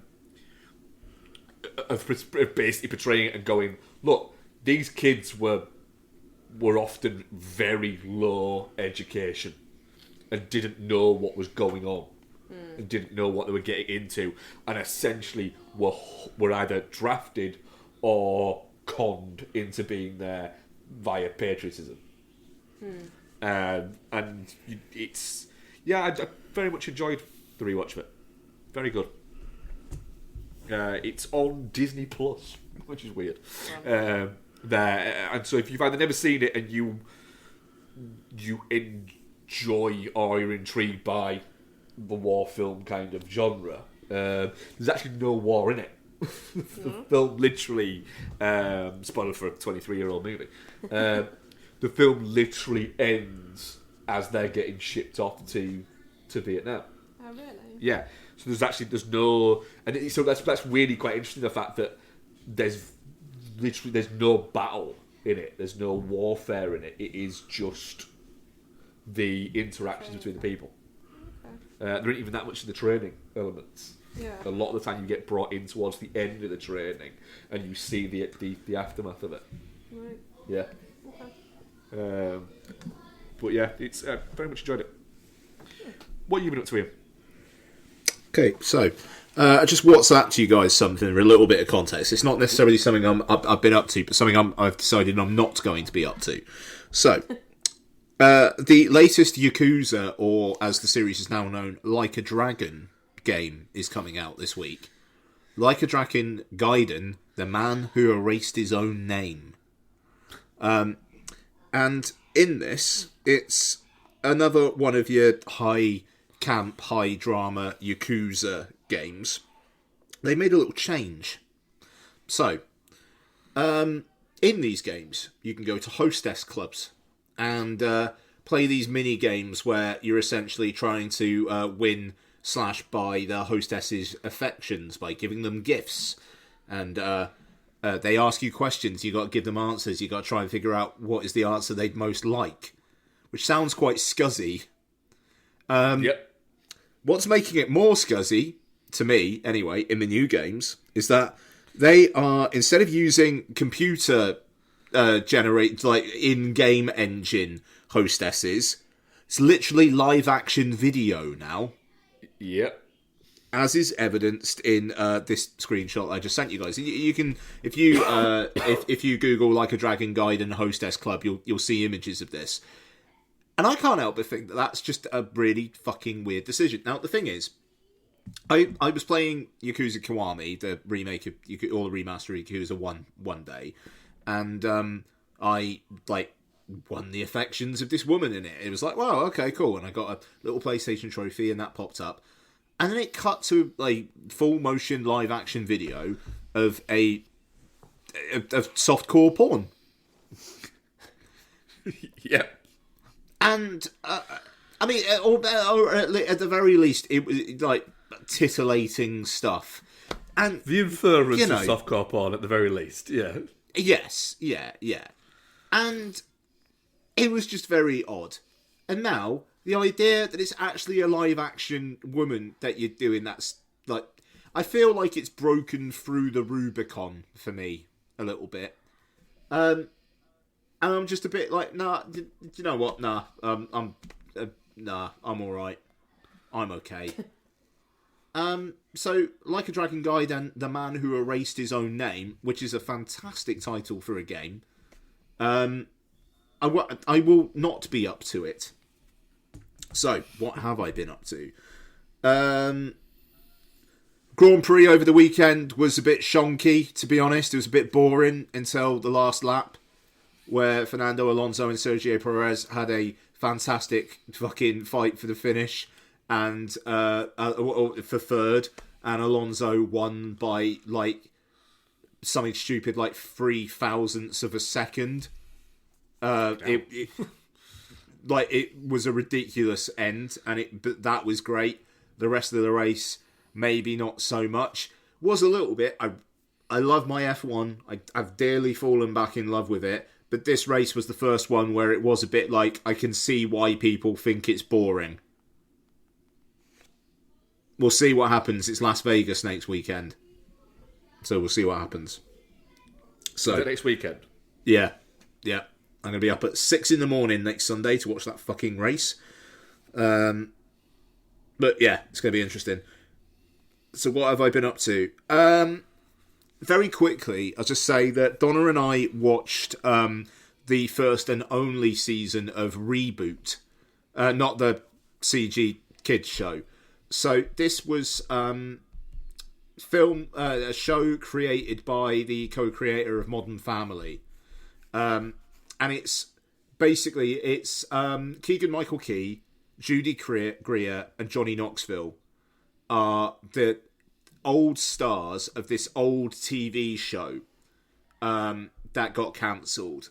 And then a woman played by Rachel Bloom, who I believe used to be on SNL, she's like a writer of like indie films and stuff, and she wants to resurrect this old TV show. So they get them back together for it. And Keegan-Michael Key and Judy Greer like had a thing on set, but they broke up. And Judy Greer then married like a Norwegian royalty, and Keegan-Michael Key got into like serious drama. And Johnny Knoxville was like essentially a recovering substance abuser. So they're back together. And then it's revealed at the end of the first episode that the creator of the show, it's not really a spoiler because it's to set up the show, the creator of the old show, played by Paul Reiser, is Rachel Bloom's dad. And she's basically trying to get, like write this show as a way of one-upping her dad, who she hasn't spoken to for years. But then it's decided that they're going to be co-showrunners. And this was a show that, like, it was the follow-up to Modern Family for this guy. So it's like a really, really big deal. 8 episodes and it was shit-canned. We watched all 8 episodes and had a really, really, really good time with it. It's really fun. Very funny. I mean, Keegan-Michael Key and Johnny Knoxville, I'm kind of sold. And Judy Greer has her boobies out in the first episode. You know, so there's that as well. It's been a great year for boobs in media for Ian Loring. It's nice to see the boobs have made a comeback. Yeah, absolutely. So this was absolutely a reminder for me of why I don't do TV. Because it was 8 episodes. They obviously thought they were getting a second season. Like, it, in a way, there's a little bit of, yeah, fuck you. You obviously thought you're going to do this at the end of the first season. Yeah, like, it's so cliffhangery. Oh. It's ridiculous. And it's done. And it's done. But it was only 8 episodes. They're only about half an hour each. It was like 4 hours of my life, and I had a good time with it. You know, if it was like 24 episodes, then it ended with that, I would have been fuming. But there it is. So, Reboot. It's on Disney Plus. I would recommend it, but yeah, the ending is all kind of frustrating. But I would recommend it. It's funny. Okay, so you guys watched The X-Files a few weeks back. We did indeed. So I watched The X-Files, and yeah, it's I really like how, obviously, if you're a fan of the show, you're going to get an awful lot out of this. But also, if you didn't watch the show, it's quite a contained conspiracy which leads to potential end of the world shit stuff in a couple of hours. And when it ends, it's like, it's told its story. Obviously, it's set things up for the next season, but it's also actually told its story quite well within that 2-hour period. Yep. It's nicely effective there.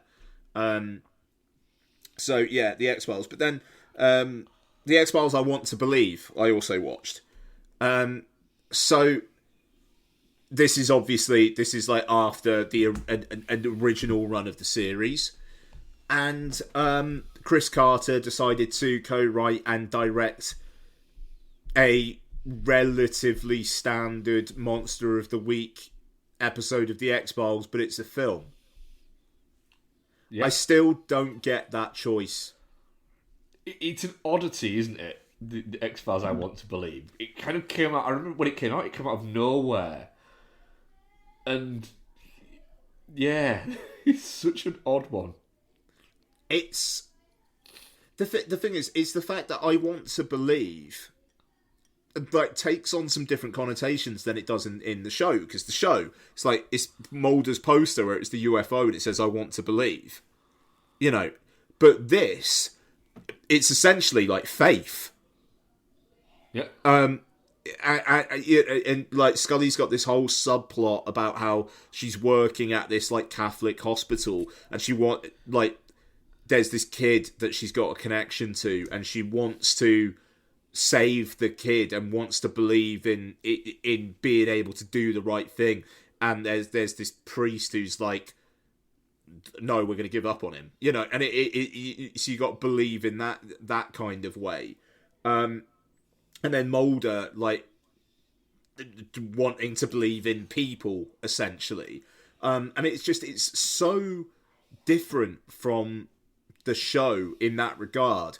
But as a Monster of the Week episode of The X-Files, like, spoiler alert for those who haven't seen it, but the idea of essentially, like, Russian people kidnapping people and essentially trying to stitch parts of people together to save this guy's lover or something. It's a bonkers plot, and it feels like a kind of like middle of the season episode of The X-Files.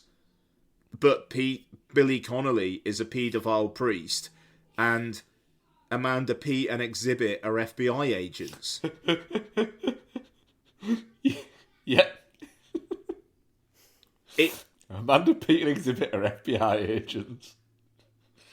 It's baffling. It's a very, very odd bit of work. But Mulder and Scully together, and the fact that this is like post them having some romantic entanglements. So even just like seeing Mulder and Scully in bed together and having a snuggle, that's nice. So there you go. The X-Files I want to believe. So there's going to be an X-Files reboot at some point. It's gonna happen. Yeah. You're going to get a crusty old Mulder turning up or something. And don't think I'm looking forward to that day, to be honest. Right, so a first time watch. I know what this is. Yeah.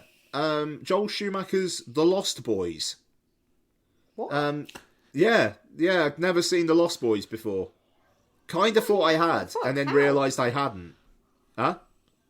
I can't even work out how that's possible. Yeah. Blow my mind. I mean, it's cracking. It's it's a fun time. I was a little bit wary in like the first third to first half, where it's oh so very 80s. And that song that just keeps on playing. And it's like I swear they used the same tracking shot of like over the water and approaching the fun fair like multiple times. But as it goes on and as it just gets more gonzo, I really, really vibed with it. That one vampire who they shove in the bath of garlic and then just blood starts pouring out from fucking everywhere is incredible. The best. The spoiler alert for The Lost Boys. The fake out with Edward Herrmann, I thought was actually really well done. Yeah. Great. That was really very, very good. And Donna's been watching Gilmore Girls lately, and he's like the dad in Gilmore Girls. So when I saw Edward Herrmann, I was like, hey, and Donna was watching. It's like, oh yeah. So to then have him turn out to be a bad guy vampire, I think offended Donna deeply. But yeah. But the greatest thing about The Lost Boys is the final 15-20 seconds or so, where Grandpa goes into the fridge, opens it up. I think I'm paraphrasing, but that's my problem. That's always been my problem with Santa Clarita. All the damn vampires. Yep. One thing about living in Santa Carla, I could never stomach all the damn vampires. Okay, no, you got it. And it wasn't Santa. Yeah, but you got it. Just all... And the way that it, like, the last shot of the film is Diane Wiest Corey Haim and Jason Patrick looking at him. The light of the fridge and the fridge door closing and then just going into the dark and then it just cuts. That is an all-timer ending. I mean, it's on the level of Nobody's Perfect in terms of just the pure a character saying something and the film just ending. Wonderful. Yeah, it's a great, and as well the fact that it is like fucking so tight as well. You know, you've got a 95 minutes before credits. Boom, bang, done. Yeah. Don't fuck around. Just gets in there. Oh no, absolutely. It's really, really good fun. Really good fun.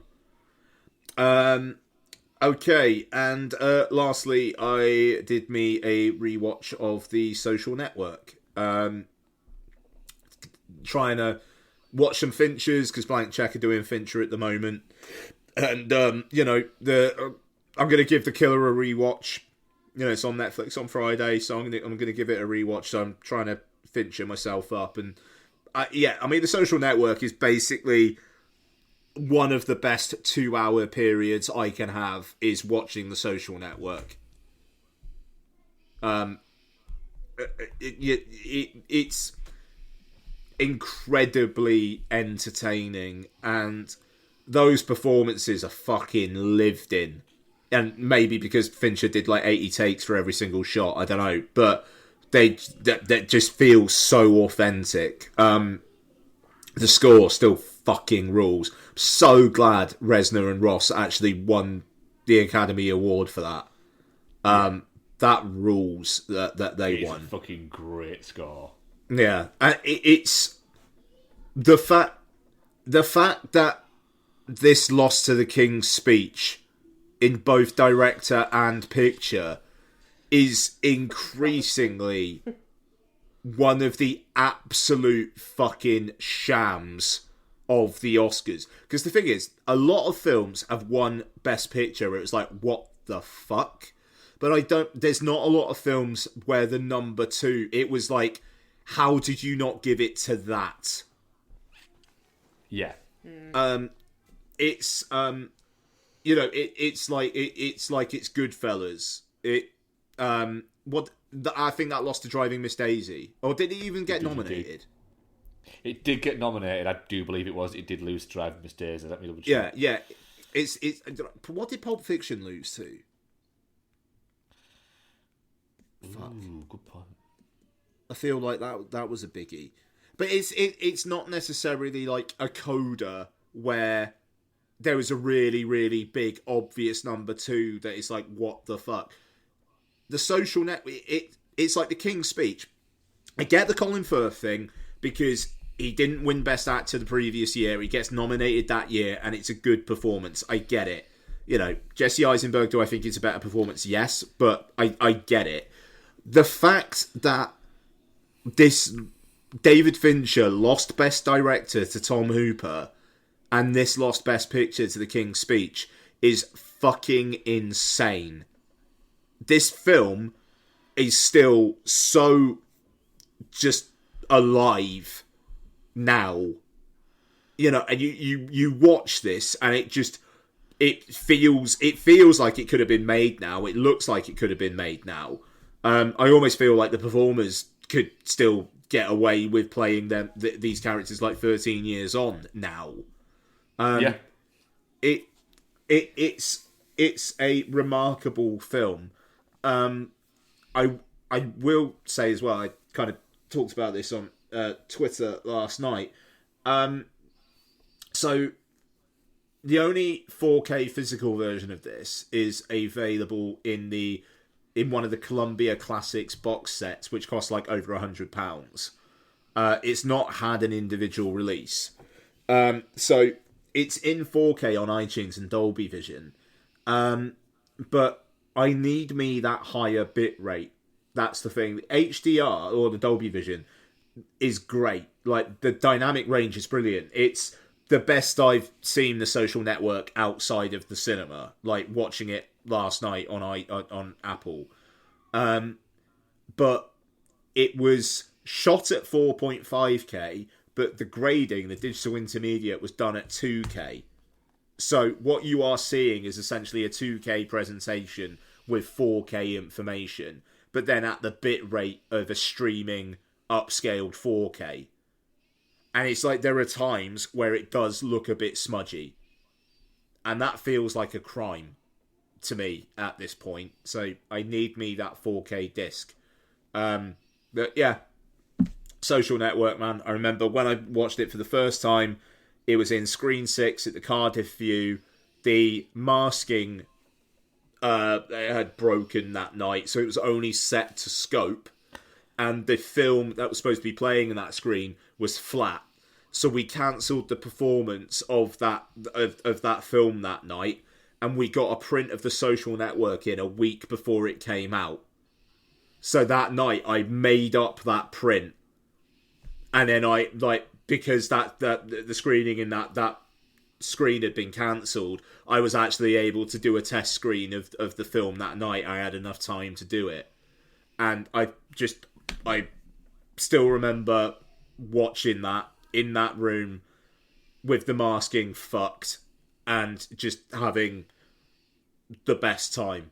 It transported me back to that last night, which, you know, is what films can do sometimes, like transport you back to moments when you first watched these films and stuff. You know, it gives, that sense memory shit. And it was brilliant. I think I've got a 35mm trailer of The Social Network somewhere in my house.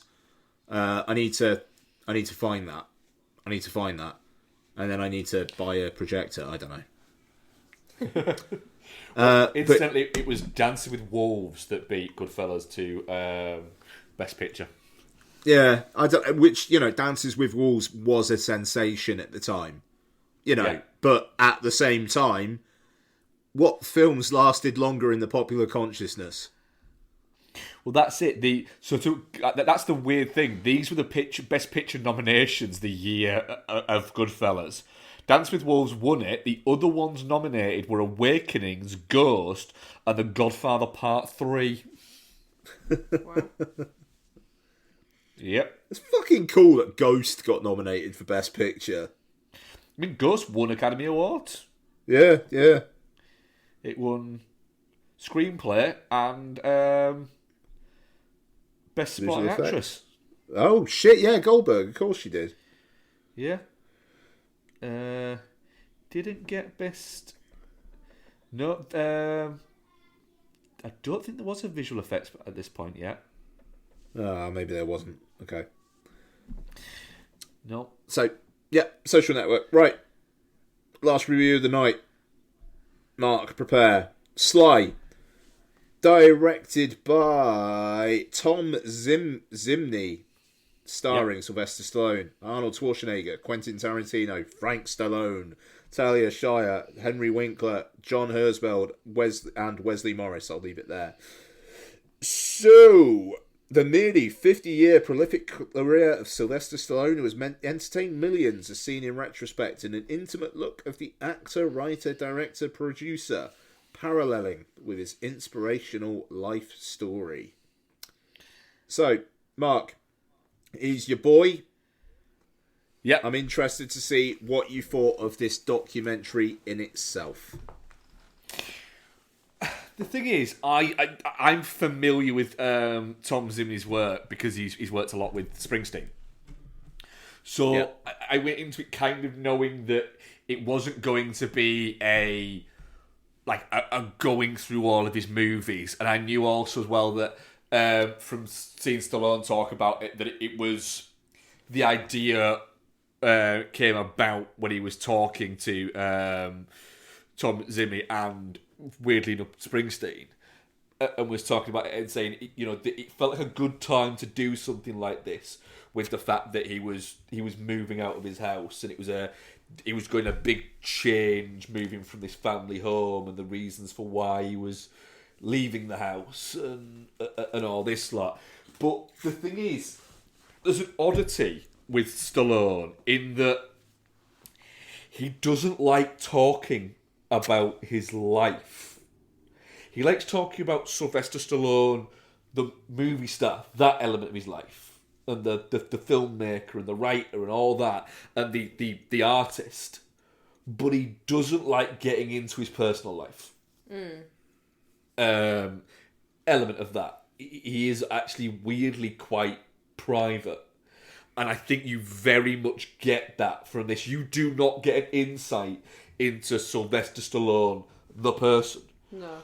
But if you are not familiar with Sylvester Stallone beyond, like, the movie star, you will get more of an insight into, oh, hang on a minute.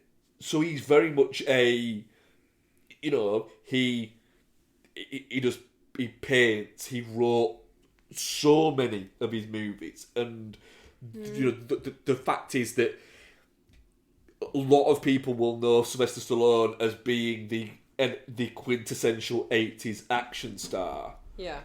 Without kind of ever, but we'll know about Rocky and things like that without ever actually appreciating the fact that, oh, holy shit, he became a huge star because of the fact that he decided to, just by sheer force of will, create himself. Yeah. It's fascinating.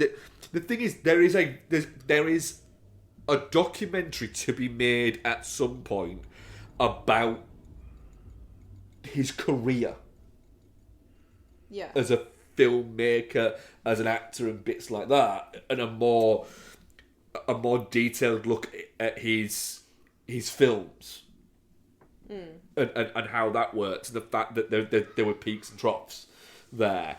And I think that people might have got into this thinking it was that, but it was. I just knew it was probably never going to be that. But there is an element, I would say, of whiplash where it literally goes from, oh yeah, and then I made Rocky 5, and then I made a load of shit, and then I made The Expendables. And it's like, there's some decent films in there. Well, no, I mean, because he does stop off at Rocky Balboa, doesn't he? And it's like, Yeah. you know, but going from Rocky Balboa, this like heartfelt, like real victory in itself that it even got made, to then Sage Stallone dying. He doesn't talk about it at all directly. He won't. No, which, you know, and you know, fair enough. But then it cuts from that to, you know, when I went to see this really crusty old band, you know, these guys came up and people were cheering for them, and I just thought, wouldn't it be good to just get a load of old action heroes together? And it's like, that's an inspiring story, Sly. You went to a gig of this band who were probably too old, and you went, how about I do that for films? Cool. Yeah. It's really, like, after like the stories that you've got about Rocky and Rambo, and then it's, yeah, old people like cheering on old guys. I don't know. That felt a bit. Oh, that could have just left that out. Yeah, but that's kind of, I would think, where it probably did come from. No, and I mean, I get it. It's like, it's real, but I don't know. I almost, I feel like there's a deleted scene where he's like, and I just thought this would make a shitload of money, you know. And I don't know. It's the fact that through the film they're going like the three characters they keep on cutting to like the model of Rocky, the model of Rambo, and the fucking model of Barney Ross. And but I think it shows the fact that like Stallone really holds those films up. I mean, to be does he? Does he though? Not as much as those, but I think that they are. I think they're a big deal to him. The first Expendables is a big deal to him. If it was the first one, sure. Yeah. But by the time we get to expend 4 balls, he doesn't even want to be in it. No, you don't. I think part of that was during filming, when they were prepping it and like that, he did have some family problems. I mean, Bex, what did you think to this? Do you know what? I found it really interesting. Like, it does skim over his career, but I feel like, as I said to you after we watched it, framing it as like as anyone does when they're packing up their house to move, they find stuff and go, oh fuck yeah, this, and like have like a little trip down memory lane, and framing it as like that was an interesting way to go about it without it seeming as flimsy as it actually in reality was. Yeah. You know, it doesn't really tell you anything you don't know if you're not a fan. If you're a fan. But I don't think it's necessarily trying to. I think it's just a bit more of a like, everyone likes to spend time with Stallone, let's let him. He's a fascinating guy to listen to talk about movies. He's got so much merch of himself in his house. Oh, he does, yeah. So much stuff. Yeah. Like, that's like to narcissistic levels, yeah? Oh, probably, yeah. Fair. But I think it's one you'll definitely get more out of if you know stuff about him that's alluded to but not covered. Yeah. You know, I think if you were just watching it and you didn't really know anything about him, you'd be like, well, that was a waste of my life. What the fuck? Some dude packing up some shit and he's got loads of statues of himself. Cool. But if you do know a bit about him and you do know some of the backstories, I feel like you need to have a working knowledge of Sylvester Stallone, the man. Yeah. To enjoy it. So as a standalone, it does fail. But we all do know enough about him for it not to have for us. Yeah.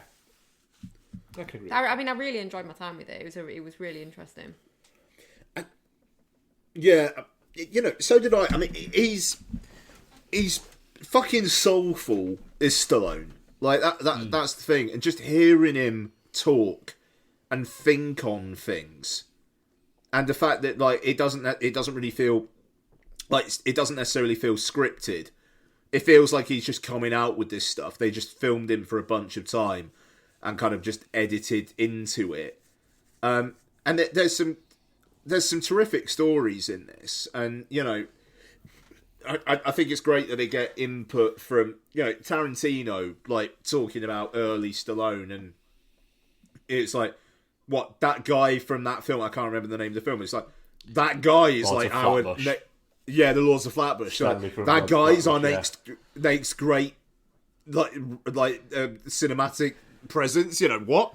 You know, I think that's terrific, and you know, it's that story on Copland about how he just wanted De Niro to just do his De Niro thing, and he kind of like forced him into it, and then that provides like the "you blew it," you know, which is like one of De Niro's like low key great moments in film is that moment, and Stallone basically forced it out of him. That's a terrific story. I almost feel like if it was just more about the films instead of the personal stuff that he obviously doesn't really want to touch on all that much, maybe it would have been better. But then again, like the stuff with his dad, like the story about the polo, Jesus Christ, you know, like that's something. And you know, that footage of his dad basically on his deathbed, and it's almost more disappointing for the fact that you want it to push at points and it doesn't. But at the same, you know, you kind of understand why, because it is being respectful to him, and it's obviously stuff that he doesn't want to. He's got shit in his basement, you know, and he doesn't necessarily want to talk about it. But it's a shame because it does infer it, and it does start poking, but then it pulls back on certain things. But it's a cracking little hour and a half. Yeah, I think there's maybe an element of, you know, if you're going to have an introspective, do a documentary about your life and your career in cinema, there's an element of, I don't think you can get your mate to make that film. Unless your mate is also the kind of guy who is going to prod. And what is it? Yeah. But Tom, to me, he isn't a prolific documentary maker. It's not like he's got loads of them. You know, he's done a few Springsteen ones and a few Springsteen concert films. Yeah. And so that's kind of where it comes from, and it's Stallone's, you know, association with Springsteen and the fact that they're friends led that to this being them being friends, and runs through that. Yeah. I mean, an interesting thing there is you're kind of watching it going, all right, Quentin, just fucking cast him in your next fucking film then. You know, why haven't you cast him yet? It just seems like you should have at some point. Yeah. But yeah, it reminded me that Henry Winkler and Stallone are really good friends as well, which is like an oddity. Because I remember seeing a thing on Joe Carnahan's Instagram stories about a couple of years ago, where there was some boxing match on. I can't remember who it was. It might have been when Floyd Mayweather fought Conor McGregor or something like that. But it was in the bar area that Stallone had in his house there, and Joe Carnahan was like filming himself going, "I'm at Sylvester Stallone's watching the boxing," and he just went, and he just goes, "Just look at the room," and he just pans round, and in the room at that one time you've got Joe Carnahan's obviously there, Frank Grillo's there, Al Pacino's there, Robert De Niro's there, Stallone's there, I think Alec Baldwin was there, and Frank Stallone was there. And then you've got Henry Winkler was there as well. And it's just this oddity of having this guy. Schwarzenegger and Tom Arnold were there as well. Nice. And it's just the weirdness of that, of all those people just kind of being there.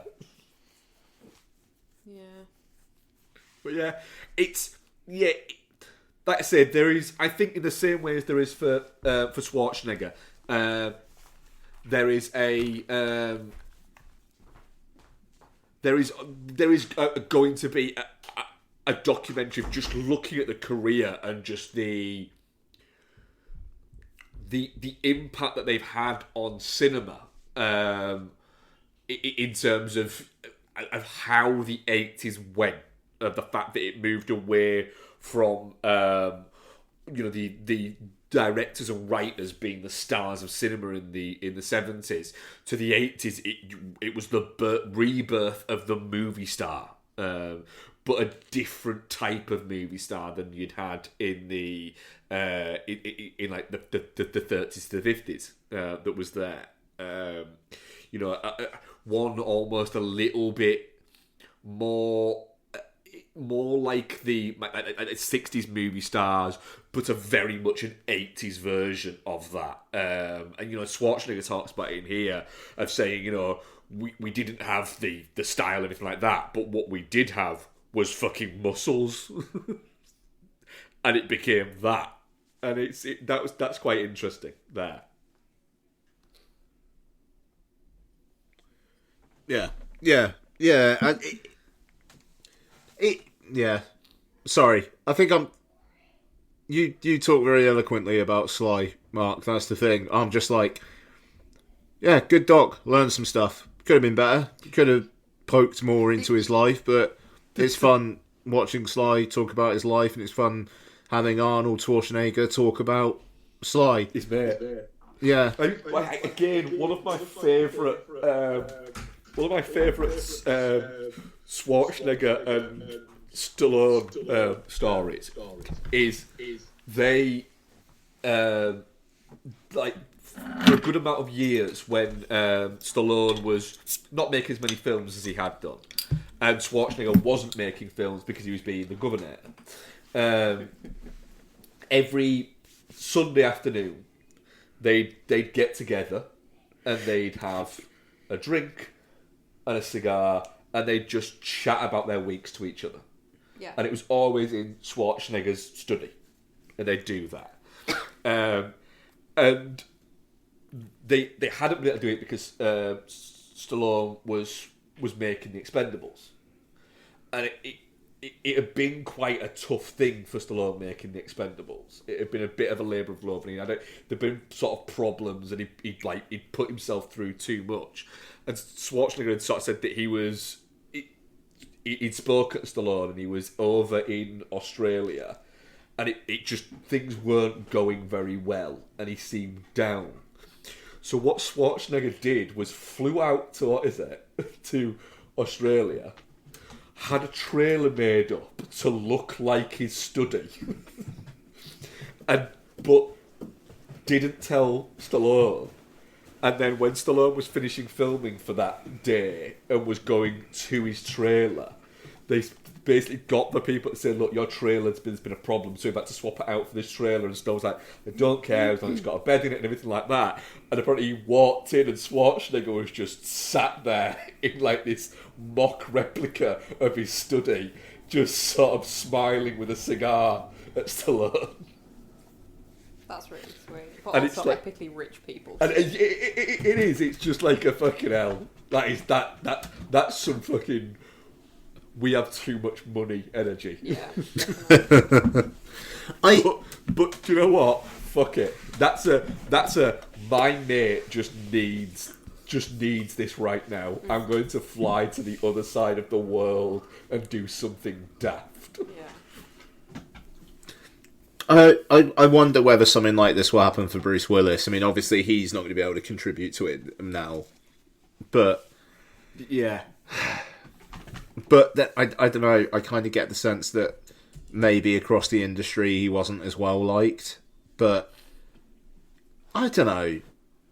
Shyamalan used him quite a lot. I think Ed Norton was fond of it. I feel like there's people. I remember, like, they were quite shitty about him not coming back for Expendables 3, and it was just like he just wanted too much money. Yeah. And Yeah, there was a little bit of that. There are reports that he became very much about a paycheck for about the last 10 years of his career. Yeah, but then I don't know. It's But did he? Yeah, He was after paydays. if he knew this was coming. yeah. Which there's an element of, do you know what? Yeah, you don't know what is going on in people's lives. Because that's But yeah, that's just something odd to think of, though, isn't it? It's like Bruce Willis is not that old in the grand scheme of things, and we're never going to see him in anything again. no. No. Because what is he? I mean, he's mid-60s, is he? Yeah, 60, like 68. mid-late, and it's like, I think it's just like sometimes he's aware of what's going on, but it's not all the time at this point. Yeah. I think.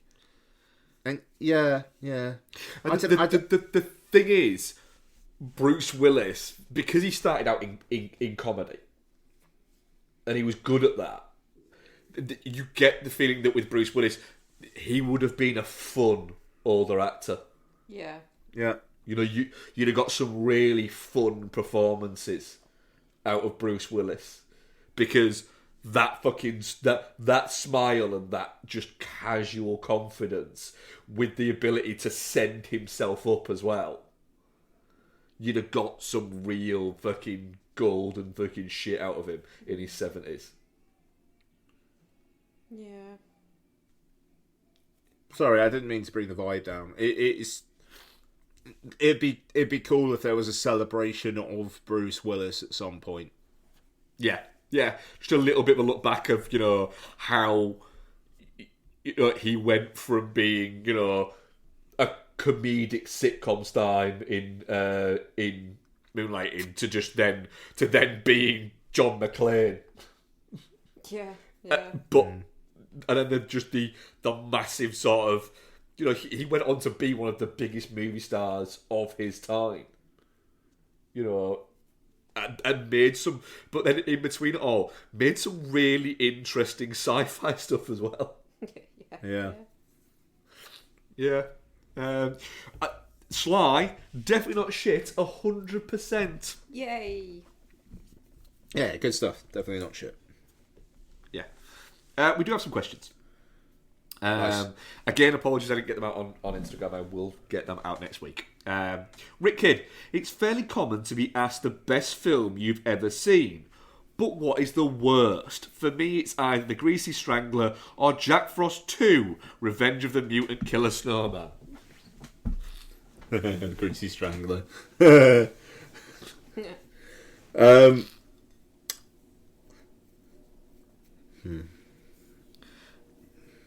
Worst So film I gotta- I've ever seen. I gotta say, like, one that comes to mind is this film that I reviewed for Vodzilla, Voodoo, which, like, I wanna see if I can get that up on IMDb actually, but there was literally a bit in it where it just seemed like they ran it, like it was basically shot on a video camera, and they ran into Ron Jeremy and just had him talk some bollocks. Is this it? Voodoo 2017. Yep, I think that's it. When Danny, an innocent southern girl, vacations to Los Angeles to evade her increasingly complicated life, she learns that escaping her past isn't as easy as she hoped. And yeah, just this, yeah, it is that one. Just this absolute piece of shit. I mean, here's a review. I began watching the film with low expectations. These expectations were not met. I understand that many horror directors, actors, etc. have previously worked in the porn industry. I really wish these people had never left it, and judging by the lack of effort in the screen department, I'm guessing they aren't aware they ever did leave. No story, terrible acting, terrible dialogue, and filmed at least sometimes with a shaky cam for literally no reason at all. I was honestly bored through almost all of it. Thought from the trailer it at least might be fun, but it really wasn't. No redeeming qualities, avoid like the plague. Yeah. I mean, the tagline of the film is, "You're going to hell." It's like, it's... Yeah, like, this woman, like, just encounters some shit and then literally goes to hell. And then it's just, like, a camera walking around, like, what looks like a nightclub dressed in kind of like a we're having a hell night aesthetic. And it was fucking awful. And it's like, I haven't been offered a commission from Vodzilla for a good long while now, so I feel comfortable saying this, and I'm sure those at the head of it would not mind me saying it because they probably agree with it.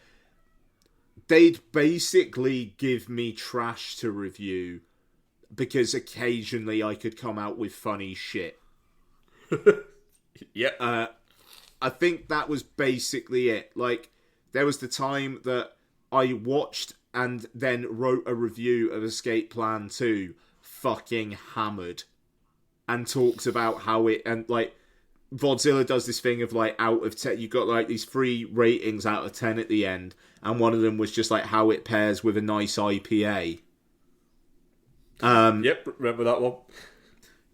And Voodoo was one of them. And, you know, I got paid by Vodzilla, don't get me wrong, I was happy to take the work. I didn't review a lot of good films. But Voodoo really, was just the one that came to mind.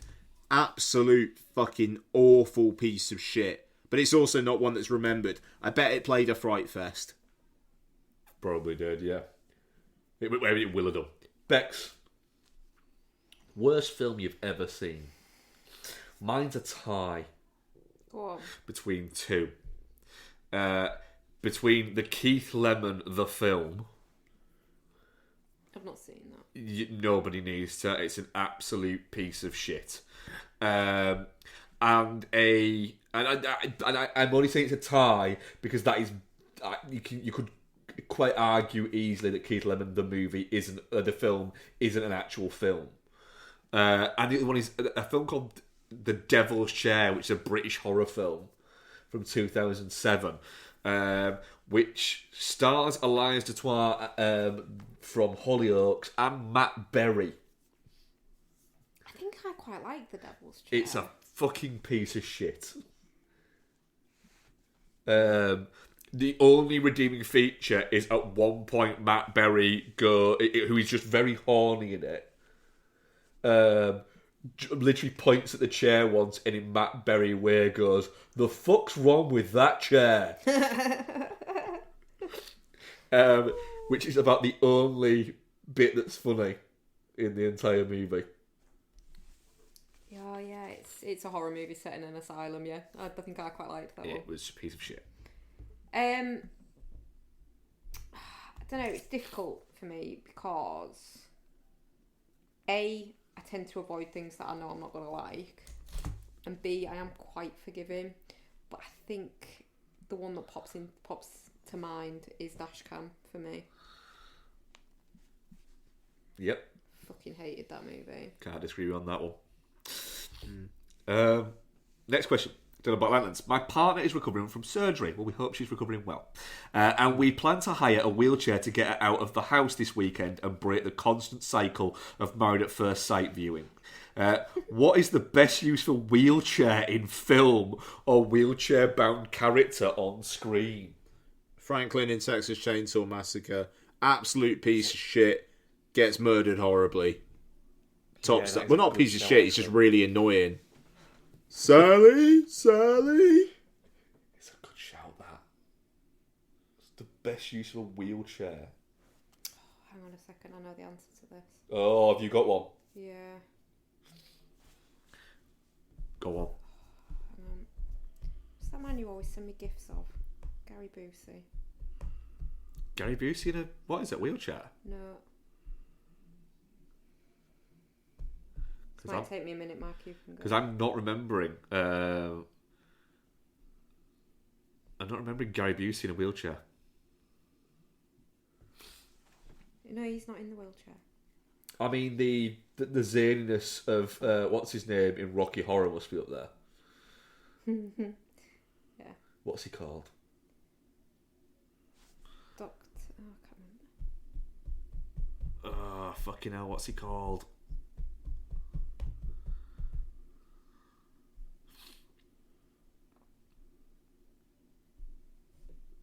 Oh, fuck. It's going to drive me mad, this now.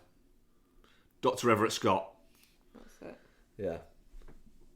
You still haven't got it here, Vex, have you? No, he's done too many fucking films, hasn't he? It's a Stephen King movie. He makes an electrified wheelchair for his nephew, who I think is played by a Corey Haim. Corey Haim. Yeah. Gary Busey. Sure is the uncle. Silver Bullet. Of course, yeah. Yeah, he does make an electrified wheelchair for his, what is it? Thanks for getting Gary Busey in on that as well. Thank you. Yeah. Marcus Zizu. My Bond pitch for the first film after Craig is 7 new MI6 agents go on a suicide mission and only six survive, creating a new 007. Creatively with the 7, including some celebs, Federer, for instance, ending with Pascal or Patterson, last man standing. What is your pitch for the new film? My pitch for the new Bond? Yeah.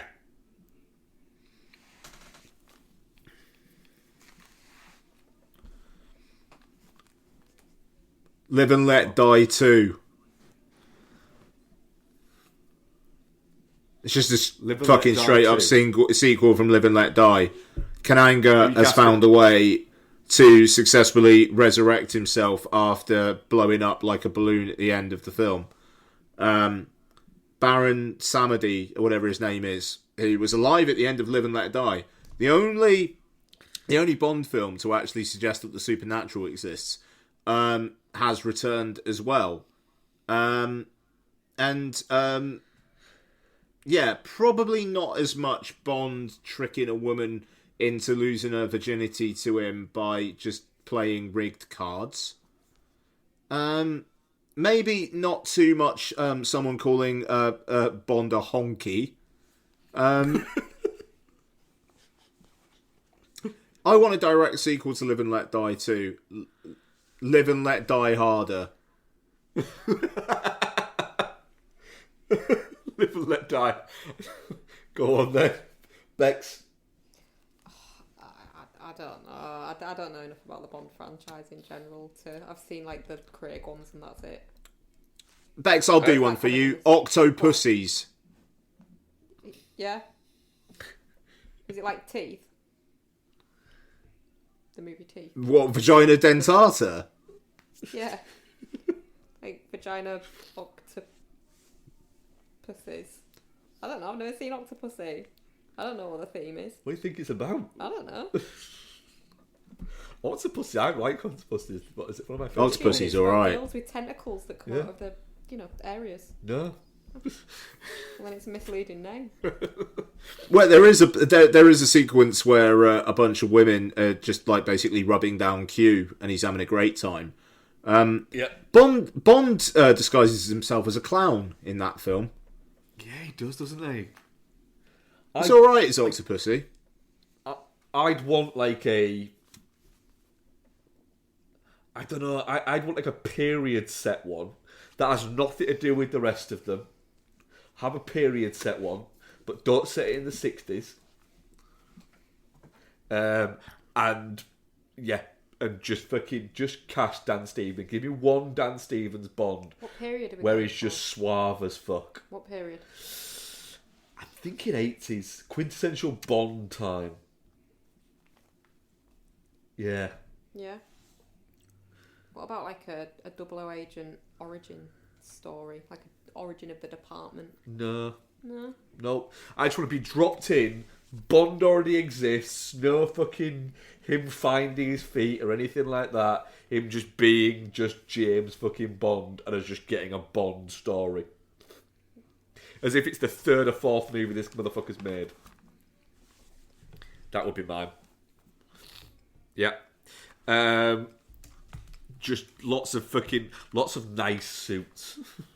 Yeah. And him just looking good. I mean, that's not difficult for Dan Stevens. No, it's not looking... But Stevens being kind of in on it as well. What are we covering next week here? Okay, so next week, are we doing Dream Scenario? Is that playing around you guys? Yeah. So we'll do Dream Scenario. We'll do The Killer. Shit in the woods, probably. Yeah, Nicolas Cage probably does shit in the woods. Nice. Yeah, we'll do The Killer, and I think we're gonna do the Marvels, I believe. I will at least be watching the Marvels. Becky's giving me a look, but I will be. I'm looking forward to the Marvels. Fuck it. Cool. Killer. All right, Bex, you don't have to go see it if you don't want to. It's all good. No, I was The Killer. Are we doing The Killer? Yeah, we said that. Sorry, I missed that. Are you going to watch The Killer? Yeah. Damn right. I'll watch it. Yeah. All right, cool. Very much looking forward to that. And there we go. So, thank you very much for listening to Film Bastards, folks. Thank you very much, Becky. Thank you very much, Ian. Thank you very much, Mark. Thank you very much, Ian. And Jason Reitman, if you've got your fucking greasy tentacles into that frozen empire and put in those fucking Easter eggs all over the place, then go fuck yourself.